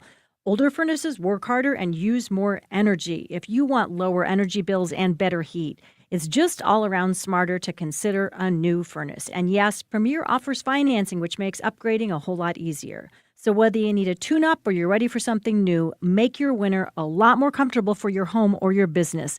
Call 636-916-1122. PremierHeatingCooling.net. Comfort you can count on. St. Louis Auto Show returns January 22nd through the 25th at the America's Center. Bring the whole family and explore hundreds of new vehicles from the world's biggest automotive brands. Then, get up close and personal with the coolest, most expensive rides ever created at the $1 Million Mile. There's even something for the kids with our Mid-America Chevy dealers, Sponsored Kids Zone. Get your tickets today at stlautoshow.com. Kids 12 and under get in free. That's stlautoshow.com. Get your reservations in now for Bishop's Post. Bishop's Post. They have the best version of your classic favorites. Located in Chesterfield, Bishop's Post is the perfect spot for that celebration. Now, back to McGraw.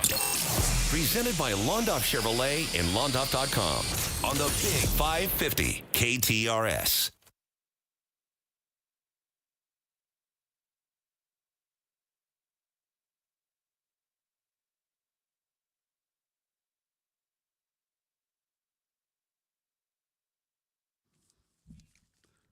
Good Friday morning, 8:51.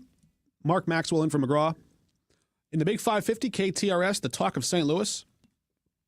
Thanks for joining the conversation on the Country Club Car Wash text line. So many of you sending your thoughts in, 84126. I don't know this person who texted into the show this morning at 314. That's their area code, but I like them already.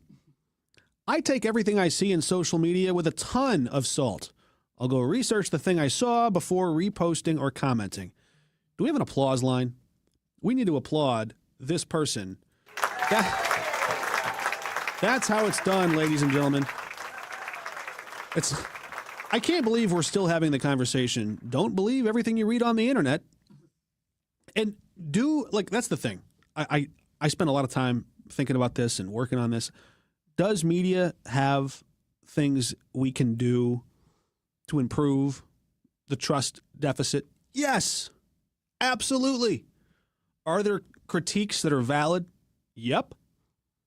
Are there things that reporters can do to bring together a better conversation in the public square? Oh, you better believe. Are we outnumbered and outgunned by big tech and social media? Are we drowning in a sea of disinformation and confusing stuff out there? AI slop? Yeah, we are. And we need reinforcements from good people, not just in newsrooms, but from this person in the 314 who says, take everything with a ton of salt if you see it on social media. Go research the thing before reposting, before commenting. Definitely do those things, repost, share. But also, I like to think that reputation still matters. That if a person lies to me once, I'm going to be like, well, maybe they got it wrong. Did they apologize for the lie? Did they clear it up? If they lie to me twice, I'm going to be like, I don't know about this guy. You lied to me 3 times. What was that George Bush soundbite? Fool me once, fool me twice, and don't mess with Texas. I forget how he said that one. I think he was reaching for that cliche and just couldn't quite find it. We've all been there. He then said, won't get fooled again. Well, yeah, fool me once, won't get fooled again. by the Who. Oh, man. He was a soundbite machine. Anyway, all right, we're getting some good texts in here.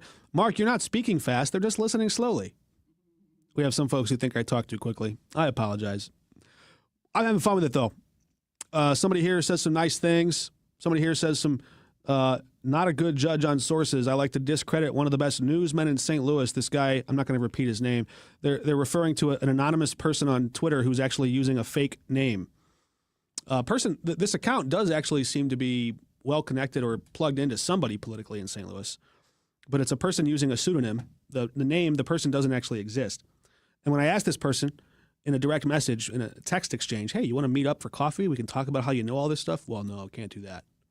Other reporters have done the same. Nope. Nobody's ever seen the guy, but he's out there on Twitter and social media, spitfire, putting documents out and information out. Always one-sided. Interesting. Do you have an idea who it is? There have been theories. I think even some other reporters or people might have posed guesses. I don't like to make guesses at stuff until I know for sure. But it might be okay for this person to use a pseudonym because. Well, I think a pseudonym. If it's who I think it is, the pseudonym I can understand because they want to detach themselves from the reputation they've built over the years. But are they letting privileged information out that needs to be out there? Oh, no. This person is, if it's who I think it is not in a position of privilege or power. It's rather just an agitator who likes to stir the pot. But it raises an interesting question. On social media, so many of the comments are from anonymous accounts. And publishing things anonymously is a part of the First Amendment protections that we've enjoyed in this country. Reading things anonymously, privately, without the government tracking what you're reading, a part of that same right of privacy. Should you be allowed to publish things on social media if you don't sign your name to it? Interesting question. What would it do? Just imagine a world, set aside the constitutional concerns for a second, and just think about the idea, what would the internet look like if everybody had to sign their name to their comment? Now, I've seen some people sign their names to some pretty dumb comments. So that problem might not go away. But I also think about this. Every time, and if you work in media, you get all the boo birds come out of the stadium and they start getting in the comment section sometimes. And I always ask myself, how many people who I truly admire and respect in my life, mentors, coaches, guides, people that have done things that I aspire to, how many of those people spend their day in the comments section? You know what I mean? It's just, look, someone's texting in the George W. Bush quote, fool me once, shame on you. Fool me twice, you won't get fooled again. Yeah. What a great... President George W. Bush, if you're listening out there, call in 314-931-5877. We'll kick around. Or text in anonymously. You can text in anonymously and we'll protect your identity.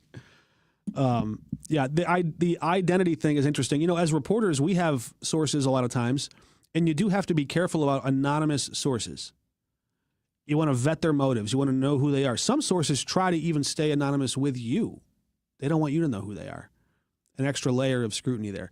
But reporters always try to ascertain, who is this person? What's their motive? Do they have an agenda? And when people are just out there anonymously publishing, spreading, defaming people even, what are the consequences? Are there any? There was a professor at WashU who sued Facebook so he could go to Discovery, or it was Meta. He sued Meta, the owners of Facebook and Instagram, because he wanted to unmask this organization that was spreading claims, concerns about his behavior on campus. Fascinating First Amendment case. I think the professor might have moved out of state by now or was planning to move out of state, according to a court record. But it was interesting because here was an anonymous claim that he felt harmed his reputation, defamed him, he felt. And he wanted to figure out who's the person behind the mask. Let's sue him. Interesting stuff. All right. We're going to go to break for a minute, check in with Captain Paul Kopsky and the traffic out there on the roads. Good morning, Captain Paul. He's in the St. Louis Closet Company Traffic Center. Good morning, Mark. Not much happening on the roads right now. It's been an accident-free morning commute. There is a stalled vehicle on 270 west past Lindbergh, and checking a few drive times, it's a 7-minute ride from 170 and St. Charles Rock Road down to 64. It takes 8 minutes to go from 64 and 170 to Jefferson, and 15 minutes from 270 at the Chain of Rocks Bridge to 170. From the KTRS St. Louis Closet Company Traffic Center, I'm Captain Paul Kopsky on the Big 550 KTRS. Ladies and gentlemen, the president and general manager of the Big 550 KTRS, Mark Dorsey.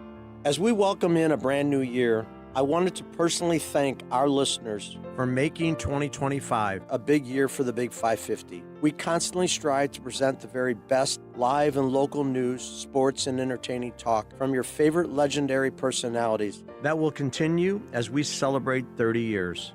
I'd also like to extend a very special thank you to our very loyal advertisers. Here's to a happy, healthy, and prosperous 2026. From your station that's nationally known and locally owned, the Big 550 KTRS. Start the new year with the biggest RV event of the season. The Byerly RV Expo is January 2nd through 6th. Get pre-show savings on 2026 models with the hottest features and layouts, or maximize your savings with closeout specials on 2025 models. Plus, when you buy an RV during the expo, you get a $250 parts gift card and enjoy free storage through March. Buy now and pick the perfect time to hit the road. Visit ByerlyRV.com for more information or visit us in Eureka, Missouri. Shop early and avoid the downtown show crowds and parking costs.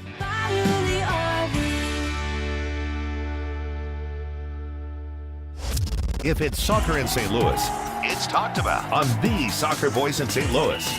The Big 550 KTRS. St. Louis. From ABC News, I'm Brian Clark. Swiss authorities this morning discussing the treatment for some of the 115 people who were injured in the Crans, Montana bar fire on New Year's Day. They now say they believe the fire was caused by sparkling flares atop champagne bottles in the bar inside that ski resort town, but that conclusion is not final. Victoria was inside the bar and was able to get out. It was like a horror movie. People on fire were breaking windows and falling out of the windows. Pope Leo sent a condolence telegram, a new warning for Iran's leaders from President Trump amid ongoing economic protests, says ABC's Stephen Portnoy. They're the largest protests in Iran in years, sparked by a sharp decline in the Iranian currency. The rial is now trading at a record low against the dollar. Inflation in Iran is now at 40%. Many shopkeepers have closed their doors to join demonstrations. President Trump says if Iran violently kills peaceful protesters, the United States of America will come to their rescue. His post pledges the U.S. is locked and loaded and ready to go. On social media, the president said tariffs benefit the country and are good for national security. ABC's Elizabeth Schulze says those tariffs are also causing prices to increase. Tariffs are already contributing to higher furniture prices. Government data shows that households are paying nearly 5% more in the past year for living room, kitchen, and dining room furniture. And if you're renovating your home, there are still some hefty tariffs on building materials like steel and lumber. UBS says that if you add it all together, it adds nearly $9,000 to the cost of building a new home. That says the president delayed some tariffs on certain furniture items. Mexico's southwest coast was rocked by a magnitude 6.5-mile earthquake northwest of Acapulco. So far, no reports of damage or injuries. You're listening to ABC News. Are you living with dry AMD? If so, you could be on the road to geographic atrophy, or GA, a condition that leads to retinal cell death and permanent vision loss. But with Izervay, you can slow it down and get it going slower. Izervay slows GA progression by targeting a key source of retinal cell death, which may help preserve your vision longer. Izervay, or Avastin Capted Pagel, is a prescription eye injection used to treat GA. Don't take it if you have an infection or active swelling in or around your eye. Izervay can cause eye infection, retinal detachment, or increased risk of wet AMD. Izervay may temporarily increase eye pressure. Your vision may be impaired after an eye injection or exam. Don't delay. Ask your doctor about Izervay today. Izervay gets GA going slower. Visit Izervay.com. That's IZERVAY.com. Paid for by Astellas Pharma.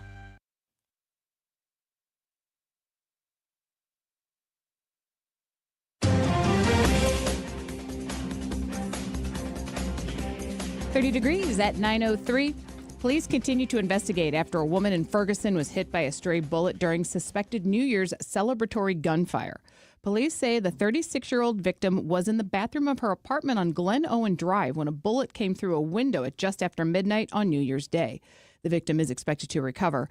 Anyone with any information should call Ferguson police. Family, friends, and the community are preparing to say goodbye to a former St. Louis alderman.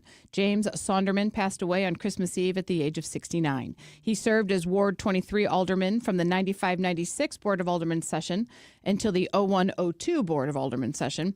A visitation will be held today from 5 p.m. until 8 p.m. at the Cudis Afton Chapel, and funeral mass will be held at 10 tomorrow morning at St. Gabriel the Archangel. Flu cases in Missouri are on the rise. KTRS's Jill Enders has the story.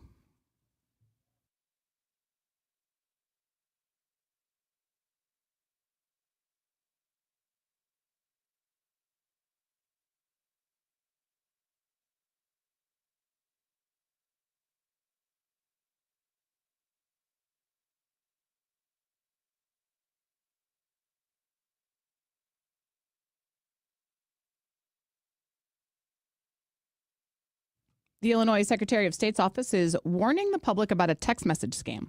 Scammers are sending texts to individuals claiming they owe money for traffic violations or tolls. Scam texts typically claim that the recipient's vehicle or registration or driving privileges are at risk of suspension and prompt immediate action through a link. These messages are phishing attempts designed to steal money or get personal information. Missouri is seeing more initial unemployment claims. According to the Missouri Department of Labor, there were over 5,700 claims filed during the week ending on December 20th. That marks a sharp increase of more than 1,600 claims from the previous week. This KTRS Business Minute is brought to you by Walter Knoll Florist, a place for all your floral needs. You can place your order anytime at WKF.com. And now let's take a look at the markets, brought to you by JBL Financial. You can tune into Straight Talk on Retirement on Saturday mornings from 9 to 11 on the Big 550. The Dow is down 82 points to 47,900. The S&P is up 44 points to 6,900. And the NASDAQ is up 317 points to 23,600. In KTRS Sports, the Blues begin their new year licking their wounds as they host the Golden Knights in a matinee matchup at Enterprise. The Note is coming off back-to-back losses by a combined 10-3 cumulative score. Mizzou basketball begins SEC play tomorrow with the defending national champion Florida Gators in Columbia. Game day coverage starts at 7 p.m. Saturday night on the Big 550. In KTRS Time Saver traffic, let's go to the KTRS St. Louis Closet Company Traffic Center for a look at the roads, where you find Captain Paul Kopsky standing by. Rose, not much happening on the roads right now. It's been a quiet morning commute. There is a stalled vehicle on 270 West past Lindbergh, and checking a few drive times, it's a 7-minute ride from 170 and St. Charles Rock Road down to 64. It takes 8 minutes to go from 64 and 170 to Jefferson, and 15 minutes from 270 at the Chain of Rocks Bridge to 170. From the KTRS St. Louis Closet Company Traffic Center, I'm Captain Paul Kopsky on the Big 550 KTRS. Thank you, Captain Paul. In KTRS weather, cloudy skies today, high of 37. Cloudy tonight with an overnight low of 27. Tomorrow, mix of sun and clouds with a high of 39. And Sunday, cloudy with a high of 40. Currently 30 degrees at 9:06. I'm Rose Dalton, KTRS News, the talk of St. Louis. After 45 years, Reese Nichols has decided to change their signs here in town. Everyone knows about Reese Nichols in Kansas City, but in St. Louis, they were under a different name. Same great agents, same great expertise, same great marketing and negotiating skills. They were just under a different name. So if you notice now, Reese Nichols, you'll see the new signs. Yes, they're new signs, but the same old agents. Now, when I say old, I mean experienced. Whether it's buying or selling a home in the 21st century, it is much different than it was even 5-10 years ago. No longer do you drive around the back seat and get chauffeured around. Now it's about negotiating skills, contracts, staging, pricing. All of that is an important part of buying a home, probably the most important part. So if you're buying or selling, you want an agent you can trust, and that is Reese Nichols. For 125 years, Reese Nichols has been the go-to in the state of Missouri. Now with new signs, experienced agents as always, Reese Nichols or reesenichols.com. If you or anyone you care about is facing a family legal matter, call Cordell & Cordell today at 1-855-GET-LEGAL. There's a lot on the line in divorce. This is Joe Cordell of Cordell & Cordell, the largest family law firm in the country, with over 35 years of helping clients navigate divorce. But being big doesn't mean less personal or less local. Our attorneys live and work in your community, and as neighbors, they understand the challenges your families face. Divorce touches all areas of your life: your home, savings, retirement, and of course, kids. So when you find yourself facing divorce, you need a partner you can count on. If you or anyone you care about is facing divorce, contact Cordell & Cordell today. With over 100,000 clients served, we understand the challenges you're facing on a personal level. Call Cordell & Cordell today at 1-855-GET-LEGAL. That's 1-855-GET-LEGAL. The choice of a lawyer is an important decision and should not be based solely upon advertisements. 600 Kelwood, St. Louis. The best fishing expo in the Midwest is the Let's Go Fishing Show January 2nd through the 4th at Gateway Convention Center in Collinsville. Huge discounts on the latest boats, premier fishing gear, resorts, and guided services. Free seminars, free parking, and free fishing pond. Win prizes, coupons at letsgoshows.com. The Big 550. KTRS St. Louis. Yippee-yi-yo, coyote, galloping all the way. Great big star on his chest. Outruns all of the rest. Fastest gun in the West. Yippee-yi-yo, coyote, riding around your way. Here comes McGraw. The highfalutinist, fastest shootingest cowboy you ever saw. That's McGraw.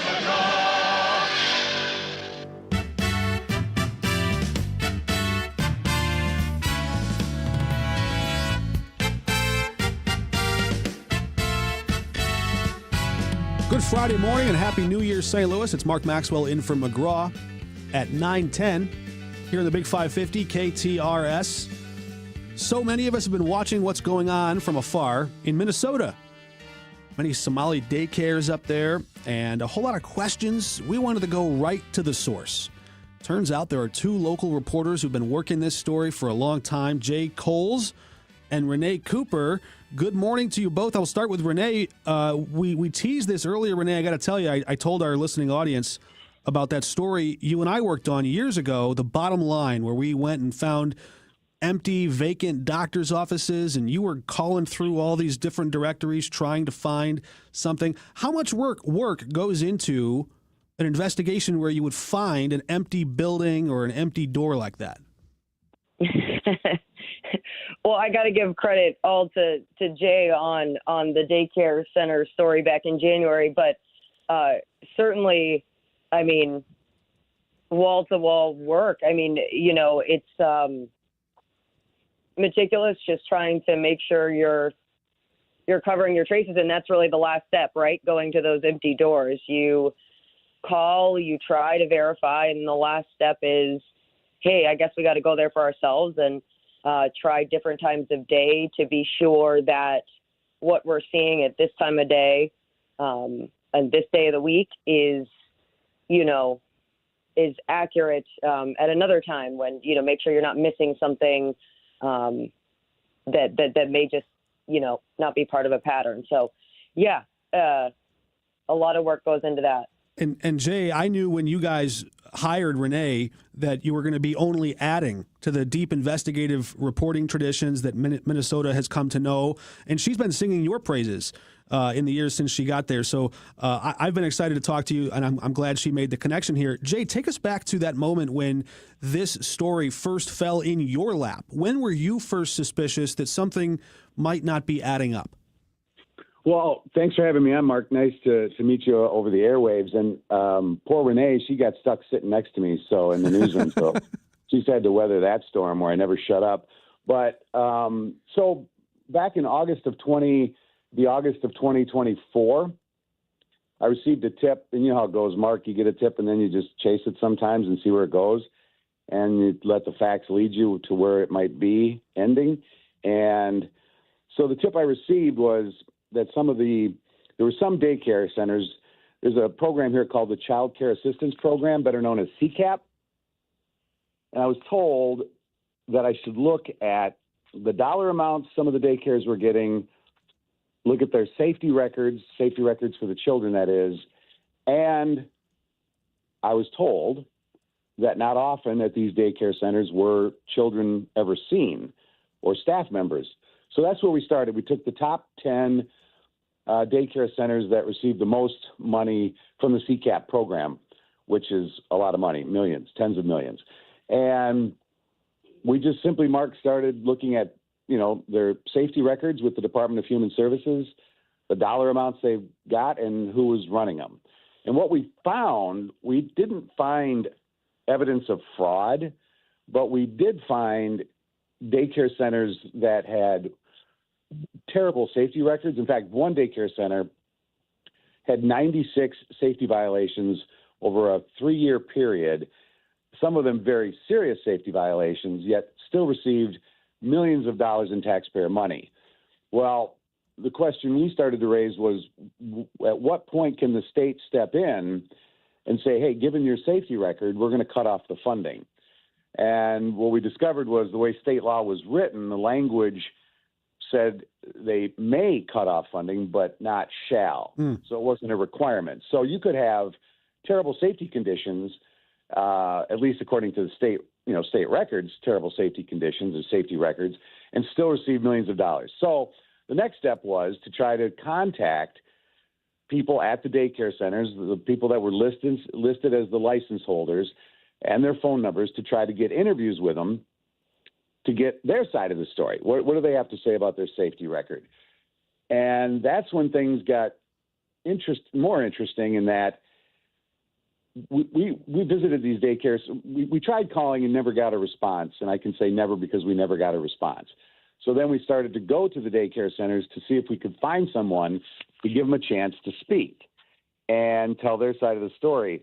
And just for those people that may not know the behind the scenes, how long would you say you gave them to respond over the phone, or you show up from the first time you start investigating to the time you go to air with the story that you put on KSTP? Yeah.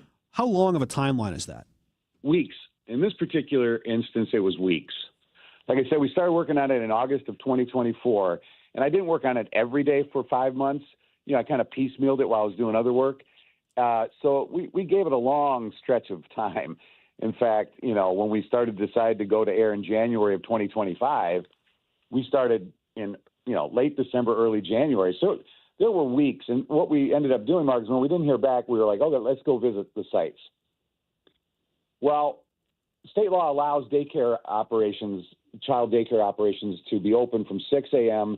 to 6 p.m.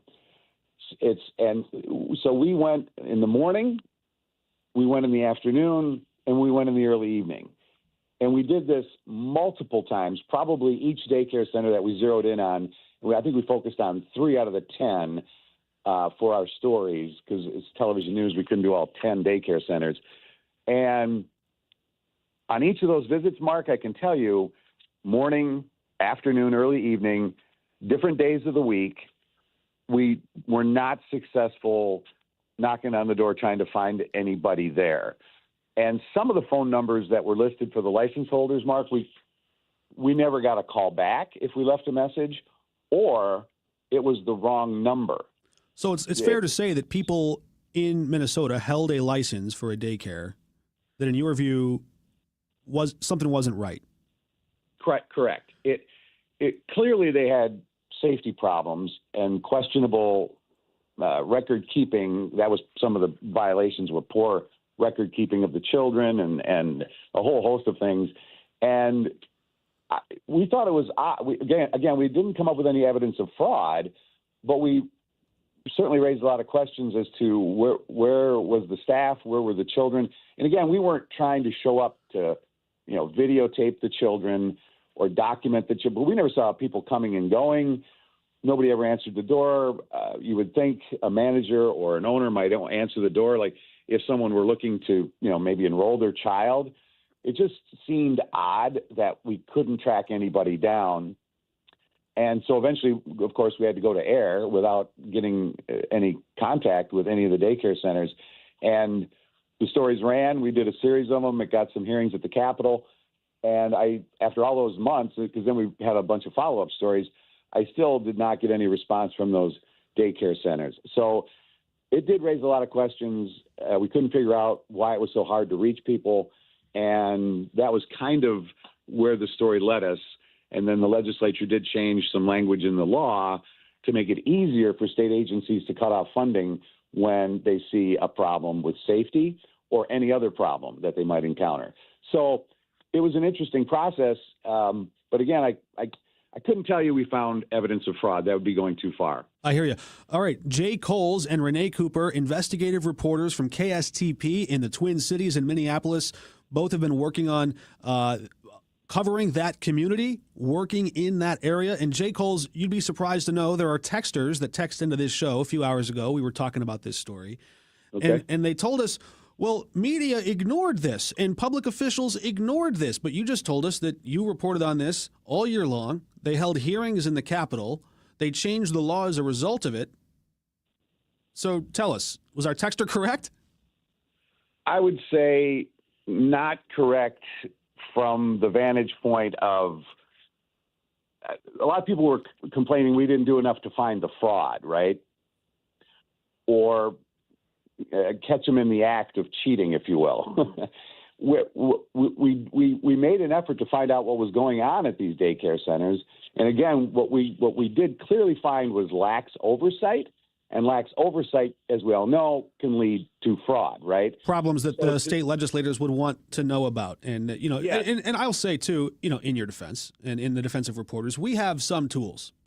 We don't have the tools that the feds have. We don't have the tools that the state investigators, criminal investigators have. So, you know, we can't subpoena someone. We can't issue a Correct. warrant. We can't go barge into a place without being invited. Renee Cooper's also joining us, and she's worked there covering a lot of this. I want to ask you how, I don't know, what is your first impression when you see a story that you and your newsroom, colleagues in your newsroom have been working on for so long, all of a sudden go viral with somebody else's name on it and some of the facts aren't quite right? What is that? Is that a feeling of frustration? What has been the reaction from the community and from your colleagues, if you can share that with us? Sure. It's a tricky question to answer, I'll be honest. And because while it's not a sort of uncommon thing in local news, it's really been a unique experience lately, or perhaps for me, not having spent my entire career or the decades that J. Cole has in Minneapolis and in the Twin Cities and covering, you know, a good third of the state and the broader communities and the mix of communities that we have. I think it's less about how I feel about it as a journalist and how much it inflames the community. I think what immediately comes to mind with that question is, you know, I was in an Uber on New Year's Eve, and my Uber driver was talking about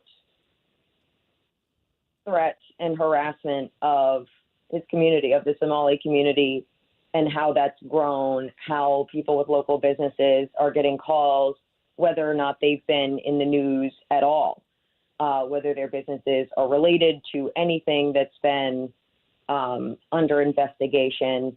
And so it has stoked fear. It has inflamed some sort of the tensions that were, whether under the surface or bubbling to the surface. And it, you know, while I certainly do not shirk or have any, I think independent journalism, that is, has a place. It is hard to see sometimes when there's not fact, or certain claims are not based on fact. And when we're talking about verifiable fraud in this case, and just to have seen how it's inflamed this community in some ways and led to some targeted harassment that has clearly grown for certain people, in the wake of it. That part is tough to see. And so I guess that's where my mind goes, and it's sort of hard to come back from it, if you will. I mean, certainly we just keep putting our heads down. We keep putting our boots to the ground. I mean, when I was at a press conference on New Year's Eve at the Capitol, I was talking to the Assistant Secretary for the Administration of Children and Families in D.C. over Zoom, and then talking to parents and child care providers at the Capitol and our DFL lawmakers, our Minnesota Democratic lawmakers, and straight to the administration. And where I didn't see any independent journalists whose video is going viral in those moments. I didn't see that follow through. And so I hope that answers the question in terms of just the situation it's created and the lack of follow through that we will continue to be here for. And that's what local journalists are for. Amen to that. And Renee Cooper and Jay Coles joining us from KSTP all the way up in Minnesota, joining us here in St. Louis to talk about this story that has captivated national attention. And I can hear in Renee's voice some restraint. You're being careful, and I appreciate that. You don't want to diss the guy who brought all this attention, because journalists, we want an audience. We want people to care about the stories that we do. And Jay, you talked about how your reporting led to government action. There were hearings. Reporters want their stories to move the needle, especially an investigative reporter. We want someone to pay attention and do something about it. But Jay, I want to read you this quote from the Minnesota Star-Tribune. Dina Winter, one of your colleagues there, she quoted a neighbor who said, quote, "I don't like the idea of people coming from out of town, coming into our neighborhood and making assumptions without talking to people and getting the facts. That," in this person's quote, "is the definition of fake news." Now, Jay, how lucky would somebody have to be to step off a plane from Utah in Minneapolis and stumble into a national scandal without somebody having done the legwork for them? It's not likely. The social media independent journalist you're talking about, two of the daycare centers he featured were part of our stories back in January. In fact, the Quality Learning Center was the one that got the most attention, and that was the one I found that had 96 violations, but still got $8 million. I would guess most likely he had some assistance. Somebody pointed him in those directions. I don't believe he researched it from Utah, and came up with the idea to go to the daycare centers or which ones he chose, right? So clearly somebody helped him. Somebody was tipping him off. And as journalists, we all operate off tips. So I don't begrudge him that. But to Renee's point, yeah, he came in, did his thing, but where's the follow-up? Like she mentioned, she hasn't seen him at any of the news conferences or any of the follow-up stuff that's happening. So in a way, he kind of did come into town, did his thing, and then left for at least I can tell for now. He came in and left. He claims to have evidence of fraud, so I can't speak to that. Maybe he does. But again, Renee and I in the newsroom where we work, we probably would have, well, I shouldn't say probably, we would have been required, if we were going to use the word fraud, we would have had solid evidence to back up that there was fraud. Got to lawyer it up, yeah. And also, there's the one big question about this, too, that a lot of our viewers and texters have is, well, wait a minute, there were those indictments in 2022, and there were charges, and people were indicted. I know there's some crossover between fraud generally against some of the state social safety net programs and daycare fraud specifically. What's the easiest way to understand that quickly? I know it's probably not a quick answer, but how much of the crossover between that 2022 indictment and all the different things that followed from it, how much of that is involved and enmeshed with this? It's hard to say how much at this point because no one has been charged in any of the daycare cases they're talking about. But I can tell you this. In one of my stories, I did a series of them. We did, there's something called the fraud case called Feeding Our Future. That was a program initiated during COVID by the federal government to feed kids during COVID, right? So the money came from Washington to the state and then was available through the Department of Education here called Feeding Our Future. that's where you're seeing a lot of indictments. I think there's been 86 people indicted because that turned out to be a scam of hundreds of millions of dollars. And the U.S. attorney says it could be more than $1 billion just for the Feeding Our Future fraud, which was food to children. And then there's the autism centers here in Minnesota. There's been an indictment or two on autism centers. Nothing with daycare centers, but I can tell you I did find one instance where a license holder for a daycare was kicked out of the CCAP program, the Child Care Assistance Program, after 4 years because he had a terrible safety record. He ran the daycare so poorly, they kicked him out of the program, revoked his license. That is from the Department of Health and Human Services and the Department of Children, Families, and Youth, right? So they administered the CCAP money. He gets kicked out of CCAP, and I think he received about $2 million before he got kicked out. He then ends up in the Feeding Our Future food scam. He gets indicted in that case and was convicted in the Feeding Our Future scam, which was the Minnesota Department of Education. So clearly we found, Mark, at least in our case with the daycare centers, there was at least one guy who was kicked out of the state DHS program, but somehow slipped through the cracks and ended up in the Department of Education Feeding Our Future program. There were no red flags. There probably should have been, right? Once you're kicked out of one program in one state agency, you shouldn't be allowed to get into the other one. There's also been evidence presented in court that some of the people convicted in the Feeding Our Future scam are also involved in the autism center scams. So there is definitely crossover, and you might, now that the federal government's getting involved in investigating the daycares, you might now down the road see some daycare centers being charged with fraud and may cross over with the other scams that are being investigated in Minnesota. I know that's a lot to digest, but the short answer is yes, there is crossover, and you might find more because they're just at the beginning of this, Mark. This could go on for another couple of years when you're talking about indictments, court hearings, charges. I mean, you know how it goes. Oh, and elections. That's coming up too. But they could drag it out right up to November, right?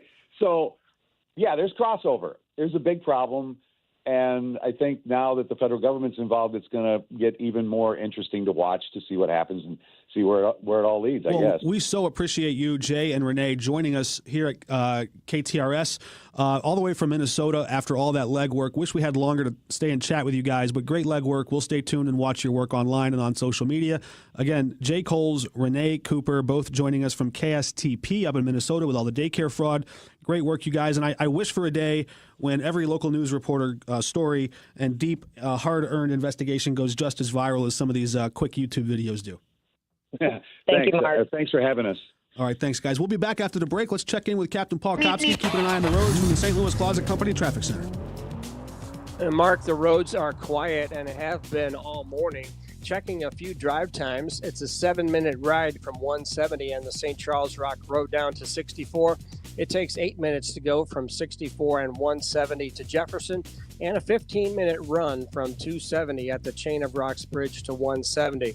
This traffic report is brought to you by the Rack House in Cottleville. The Rack House just made Whiskey Advocate magazine's top whiskey bars in the country list for the third time. The Rack House in Cottleville averages over 300 whiskey, bourbon, and Scotch selections on its menu. The Rack House, featuring upscale casual dining and drinks since 2014. From the KTRS St. Louis Closet Company Traffic Center, I'm Captain Paul Kopsky on the Big 550 KTRS. We often talk about hedge funds buying up companies and coming in. Well, the HVAC industry is no different. These hedge funds come in, they buy up these local firms, and they jack up the price, and they say, take it or leave it. Well, you don't have to take it.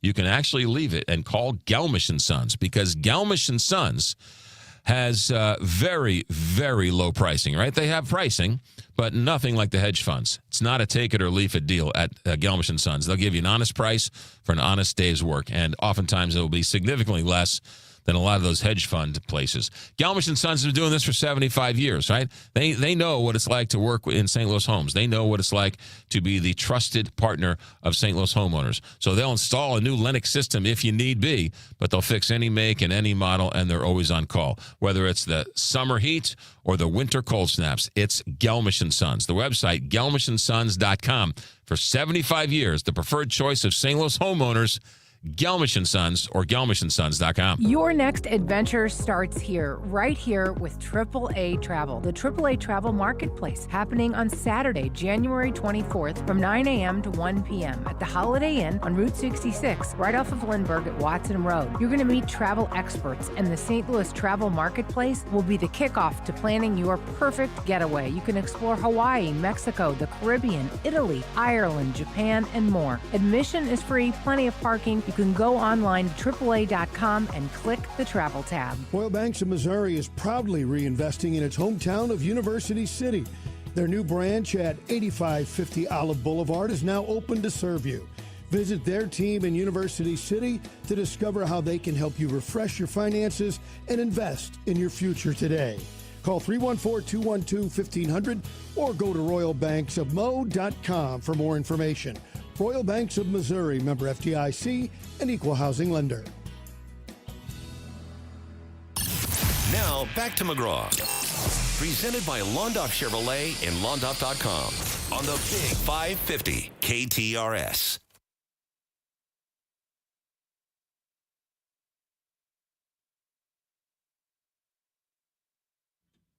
This is the segment we've been waiting all morning for. Mark Maxwell in for McGraw on the Big 550 KTRS with Randy Carricker. Randy, always good to talk to you, man. This college football playoff is getting spicy. It really is. Mark, Happy New Year. It's amazing, isn't it, when you think about the 2 years of the 12-team playoff, that only one team with a bye, and that was Indiana yesterday, has won the game, won their first game. The teams with the byes are 1-7 now. And I really thought Georgia had a great opportunity. I thought they were one of the most underrated teams. I guess that Ole Miss was really underrated, and their quarterback Trinidad Chambliss is great. And kudos to their coaching staff, by the way. Pete Golding and that staff is great. And I don't know if you saw, but now, Lane Kiffin said that the guys that were with him at Ole Miss and moving to LSU could stay with Ole Miss through the playoffs. Now he's saying with the transfer portal starting tomorrow that a lot of those coaches are going to have to come back.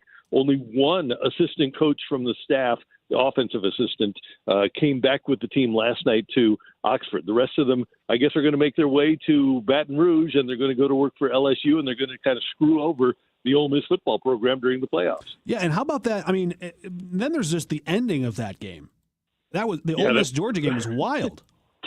Took forever, and it was for people that didn't see it. At first, after Ole Miss had kicked the game-winning field goal, Georgia tried a lateral that hit a pylon and went out of bounds for a safety, and so with 1 second left, the Bulldogs have to do a free kick. And they actually were able to pick up the onside kick on their free kick, and then they tried the laterals, and it was crazy. It was kind of like the 1972 USA-Russia or USA-USSR basketball game where they just got chance after chance after chance. They really didn't have a chance with 1 second left. But, man, it was a marathon for that game to end. What a reference. We're going back 54 years in the throwback machine. I love that. That's what you get with Randy Carricker. The man's a walking sports encyclopedia. Randy, I thought the only team that could beat Indiana might have been Ohio State. We already saw that preview, a low-scoring grudge match there. And then Ohio State falls to Miami. Is anybody left in the field that can beat Indiana? I really don't think so. But, man, Miami is so physical. And the thing is, you have to hang on to the ball, and you have to do it against a physical Indiana team. That's the thing. We talk about everybody else being physical, and we don't really talk enough about the Hoosiers being as physical as they are. And they're probably the most physical and violent team left. I don't see anybody beating them. And, I say that I think Oregon's really underrated. Texas Tech's a pretty good team. And for Oregon to shut them out yesterday was an impressive win. Oregon's going to need to get better play out of their quarterback if they hope to beat Indiana. I just think Indiana's got everything put together now. I think it'll take them losing a game, turning the ball over, making mistakes to have them not come out on top on the scoreboard. I don't think that they are going to get beaten. I think if they lose, they're going to have to lose the game. And so if you had to make a prediction, a pick right now, who's winning the college football championship? I think it's Indiana. I think Indiana will beat Oregon. And then I really think that you've got a toss-up in the other game. And I think that Ole Miss is kind of a team of destiny if they make it to the championship. But if it's Ole Miss and Indiana for the championship, I could see a blowout for Ole Miss and or for Indiana against Ole Miss. So I really think Indiana is the best team in the country, and I don't think it's close. Such a bummer James Madison couldn't make it all the way. Isn't it a shame? And now all of the Notre Dame people are saying, well, Alabama shouldn't have been there in the first place because they got beat 38-3. Well, Alabama, if they would not have played in the SEC championship game, and we've run through this, it would not have been an issue. They would have been a two-loss team. But I think it would have been a shame for Notre Dame to get embarrassed by Indiana and have all of that trash talk throughout the state for the course of the entire offseason. And I'm with you, by the way. I thought that Ohio State was the one team that could beat Indiana. And I think once Ohio State got beaten by Miami the other night, I think that kind of did it. And I think that Miami is a sleeper, but I don't think they'll get good enough quarterback play, Mark. I don't think – and I know that their quarterback – has won a national championship for Georgia in the past, but I just don't see him being enough, and this is Carson Beck we're talking about, I don't see him winning a game for Miami. I think you can win with Carson Beck. I don't think you can win because of Carson Beck, and I think that's what you'd have to do to beat Indiana, is have a quarterback that wins the game because of his play. Yeah, the way Miami beat up on Ohio State, they caught my attention there, but I want to ask you, Randy Carricker, am I crazy or am I not? In March Madness, we see the Cinderella. We see that team that comes out of nowhere, and they make it exciting. Sweet 16, Elite 8. I don't know that they have Cinderellas in football. If you have a team that is really tough and imposing at that level, I think it would just take such magic for some team like James Madison to survive the gauntlet that is this bruising game on the gridiron. I just don't think it's the same as basketball. I agree with you 100%, and that's why it kind of bothers me. I get that the Cinderella types deserve their opportunity, but the thing is, in college basketball, you can have one or two players get hot, and you can go on a run. If you have just one or two players get hot in football, it doesn't make any difference at all. And the fact of the matter is, in basketball, a big physical team isn't necessarily going to wear down a team that shoots a bunch of three-pointers, right? You don't have to get knocked around all the time. You don't have to go inside and get beat up and worn down. In football, because of the nature of the sport, it being our big guys beating your big guys sport, there's almost no way that a James Madison or a Tulane can compete on a regular basis with a Georgia or an Ohio State. It just doesn't happen. I'm with you. I don't see Cinderellas happening in football just because you get worn down. You'd have to have just an incredibly magical season from a quarterback. And when that happens, it's not magical. Once you get to this time of year, it's the real thing. If you won that many games against good competition, it's the real thing. And so I'm with you. I don't see the Cinderella happening in college football. And I think at some point we'll probably get to a 16-team playoff, and I don't think we'll see Cinderellas winning at that point either. There we go. If you're one of the unlucky few working on this Friday in this new year, kind of a holiday weekend, the weekend starts early for you this afternoon. The Las Vegas Golden Knights taking the ice at the Enterprise Center, circling the dot at 2 o'clock. A little afternoon hockey this afternoon. Randy Carricker's with us to tell us, Randy, who is the one player you're watching most in this contest this afternoon? It's Jack Eichel. He's great, and it would have been Alex Pietrangelo, and it's a shame that his career apparently has ended prematurely because of the hip injuries.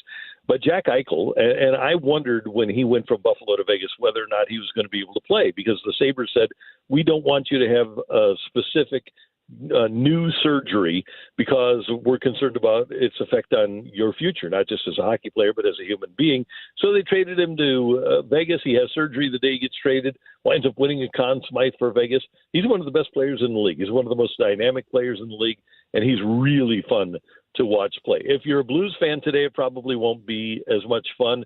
The Blues had a stretch there, I thought, of 10 games where they could win 8 or 9 of them and come up with a bunch of points.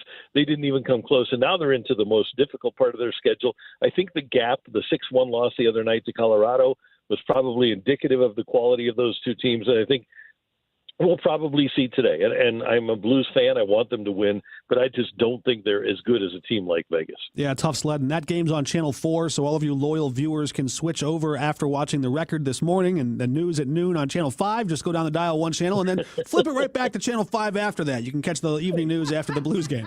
There you go. Hey, don't forget about Matrix Midwest now. Matrix Midwest has that game too. So if you just want to switch to Channel 6 on Spectrum, or if you want to go to Channel 32 with your antenna, you can just watch all the sports on Matrix Midwest too. I'm just trying to be a good, loyal company man here, Randy. You know how it goes. Me too. We both are. Hey, look, I mean, and these days, nobody watches just one screen at a time. You got the game on the big screen, and you're watching the other thing on your phone or your tablet. Everybody's got all the screens. You know, my son is 31 years old, and he's grown up in this era with multiple screens. And he not only can watch 4, but he can really consume like 4 things at once and can tell you what's happened in 4 different games that are going on before him. It's a remarkable skill set that the youngsters have these days. And I can't. I still have to have my eyes glued to one screen, and then I'll flip, and somebody will be jumping around. So what happened there? Somebody scored? So I'm not really good at watching multiple games at once. I'd like to see one of those neurologist brain scans of the activity going on in our brain from like the 1965 TV viewing experience to the 2025 or 2026 TV viewing experience. I'm sure it would be very different. But Randy, we got to go. I know you got a sponsor, don't you? Yeah, it's our friends at Dalco, and it's going to be really a fun year to get Dalco windows. And they do the best job of anybody in St. Louis at providing you great windows. They've always got great deals. And if you get Dalco out to your house, they're not only going to tell you about what is best for your home and how to save money and how to have great insulation throughout your home, but you're also going to get the best deal of anybody in St. Louis. They've got great sales. They've got great credit offers throughout the course of time. And if you just get in touch with them, have them out to your house, our friends at Dalco Home Remodeling are going to do a great job for you. All you need to do is give them a call, 314-298-7300. They're online at DalcoHomeRemodeling.com. And throughout the course of 2026, we're going to be telling you about the great offers that they have for you. They do fantastic work, not only on windows, by the way, but on remodeling throughout the course of your home. It's Dalco Home Remodeling, number 314-298-7300, online at DalcoHomeRemodeling.com.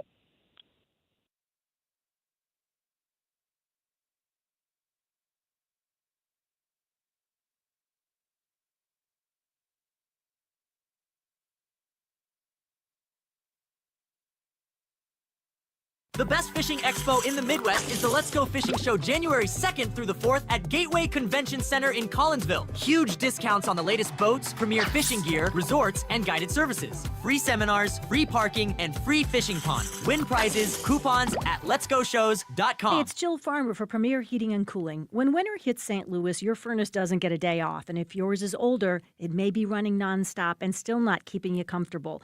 Winter has a way of exposing weak links. You're probably paying more and getting less. Or if your home never quite feels warm enough in the winter, your furnace may be telling you something else, especially if it's been around for a while. That's why I want you to call Premier Heating and Cooling. Their technicians go through 5 years of training beyond industry standards. It's Premier standards. Heating your home shouldn't feel like a struggle. Older furnaces work harder and use more energy. If you want lower energy bills and better heat, it's just all around smarter to consider a new furnace. And yes, Premier offers financing, which makes upgrading a whole lot easier. So whether you need a tune-up or you're ready for something new, make your winter a lot more comfortable for your home or your business. Call 636-916-1122. PremierHeatingCooling.net. Comfort you can count on. Hey, Heidi Glaus here, asking you to join us weekly as we present the KTRS Book Club, presented by the St. Louis County Library for readers of every generation. Books transport us anywhere our imagination wants to go. They are absolutely magical. The KTRS Book Club will introduce you to local and national authors, events, and special programs presented by the St. Louis County Library every week from 3 to 6 right here on the Big 550 KTRS.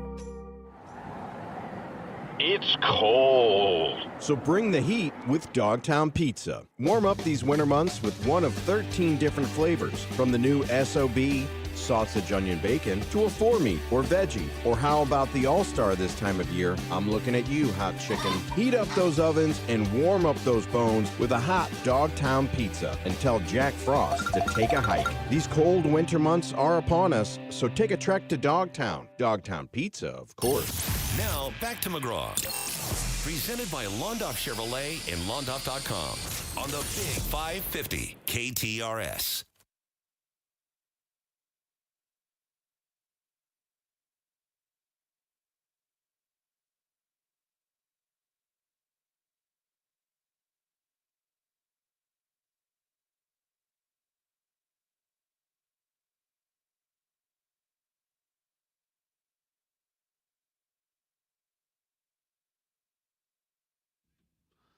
Nobody better to bring us down to the end of the McGraw Show than old Frankie Blue Eyes on this Friday morning, 9:48. Mark Maxwell in from McGraw Millhaven. He's back next week on the Big 550 KTRS, the Frank and Jill Show up next. Before we hand off the baton to the next upcoming show, a special guest calling in on the KTRS line, my old boss, Art Holliday. Good morning, Art.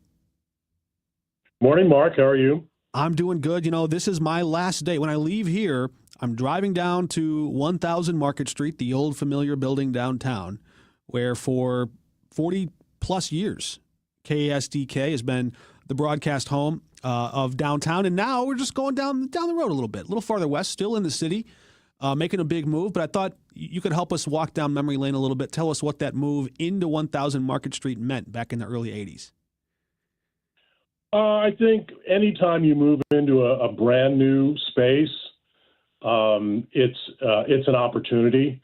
It's exciting in the moment, and then things get back to normal, and you just do you're just doing the daily grind and doing the work. But in the beginning, it's very exciting because everything's new. You're trying to figure out where everything is, so there's a little bit of a learning curve when you move into a new building. It's a great opportunity, mainly because of the role that technology continues to play. So this is an opportunity for KSDK to have the latest technology, a really updated, fresh, modern look in terms of the news set in the newsroom and those sorts of things. So I think it's going to be an exciting time in the beginning for everybody at KSDK. I'm going to take your word for it, and I'm going to put that to the test. The Country Club Car Wash text line is already enjoying your interview. Somebody texted at 84126 to say, Art, I saw the piece on Channel 5. They're talking about last night's 10 o'clock. Miss seeing you, and here's the part you're going to love most, Art. I can't believe you never age. Well, just call me Dorian Gray. There we go. Art helped us put a piece together. It aired last night, actually, in the 10 o'clock news. We're going to have it on the record. You can watch it again here at 10:30 this morning. But that was cool. I mean, you took me down with a cameraman down into the archives. We were going through the old reel-to-reel tapes, many of them dating back to the 1940s, before the Arch. I mean, it's weird to think that time in St. Louis even existed before an Arch. And that's the legacy, the enduring legacy that KSDK has had over the airwaves these many years. Well, and that was one of the challenges, and I don't know what the resolution is, but one of the challenges of moving out of a building that you've been in for 40 years is what do we do with that physical legacy that we have? Going back to our 16-millimeter film days, we have cans of film all over the place. We have 3/4-inch tape. We have half-inch videotape. And that's KSDK's history. It's St. Louis's history. And, I know I was involved in conversations while I was still employed there about what do we do with it and that sort of thing. And I think those conversations are probably still underway. But, that was a historical walk down memory lane for sure. And I would love to know, when you think of your favorite clips, because we've all got them. When you were a reporter, those favorite sound bites or moments or interviews, if you wanted to point to somebody in your Rolodex or your portfolio of the favorite moments that you had down there in the archives at KSDK, are there any moments, memories, or interviews that stand out most for you from your career? Well, the one that has turned into a viral video is the interview that I did with Vince Coleman in the mid 1980s. He was an outfielder with the Cardinals, and they had just clinched the spot in the playoffs. And so I was caught in the whirlwind of beer and champagne and ultimately fruit juice in the Cardinal locker room. Mike Bush and I were still in the sports department. Mike was anchoring. He tossed to me, and Vince Coleman just went off. And over time, it's kind of become a viral video. Every year the playoffs roll around, it kind of gains a new life, and people start sharing it because it was a classic moment. And he actually, when Vince got his red jacket as a Cardinal Hall of Famer, and I didn't realize this until much later, he actually mentioned me by name because of the viral video that we share. Yeah, and in fact, it's funny you say that because there's another texter who says, Mark, have you seen Art's interview with Vince Coleman? How you doing, Art? Funniest thing ever. And that text came in before you told that story. So other people already share that memory with you. You mentioned Mike Bush just, I think, last week on these airwaves here at KTRS. Frank Cusimano told the public, hey, Mike announced he's planning to step away in August on his own terms after 40-plus years at KSTK. You've been down that road before, so you know what the road to retirement looks like. But what will the work product of Mike Bush mean when he finally hangs it up?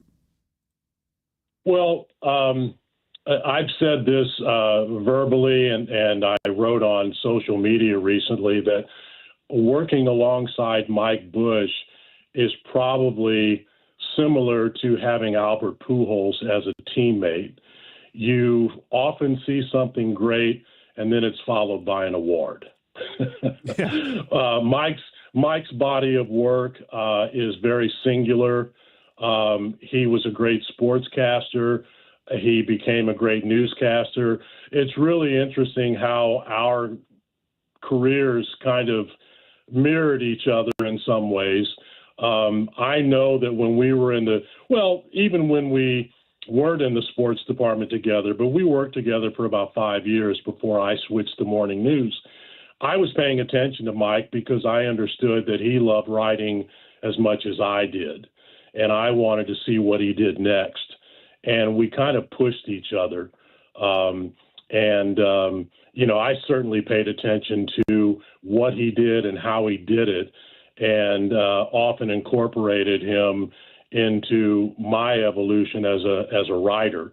And I always used him as an example to our young reporters in our newsroom that, when your most recognizable personality is one of your hardest workers and best writers, that really sets the tone for your newsroom. And I think so all of those things are part of Mike's legacy. Yeah, there was even a week, I hope I'm not talking out of school here, there was a weekend recently over the holidays when, staffing can get pretty slim, people are out of town, people call in sick, things happen, and then the bat signal goes up. Who's going to fill in the shift? We need someone to fill in. And you know who did it?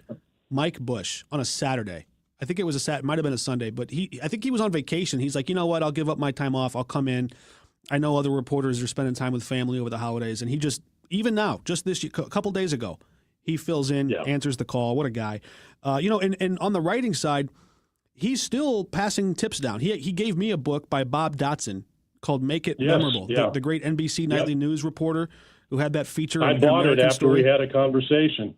Yeah, and so he's still passing down his tips. What a guy. All right, so tell us, Art, the station of the future, new technology, all this stuff coming up, but you've also been a hiring manager. You know how many journalists kind of see different cities as their own career stepping stones. Will St. Louis ever again see a 40-year journalist? Wow, that's a great question. I would never say never, but when I started working there in 1979 as a weekend sportscaster, if someone had walked up to me on day one and said, oh, by the way, you're going to be here 46 years later, I would have suggested that they get drug tested. And sometimes they do. And so that's hard to say. I mean, going back to the example of Mike Bush, Mike was good enough to work in any top 10 market. Yeah. And we got whatever. We got about 5 seconds left here, Art. Well, Happy New Year, everybody. Mark, great to talk to you. I wish we could have gone longer, Art. We'll see you around. All right. McGraw's in next week. I screwed that up.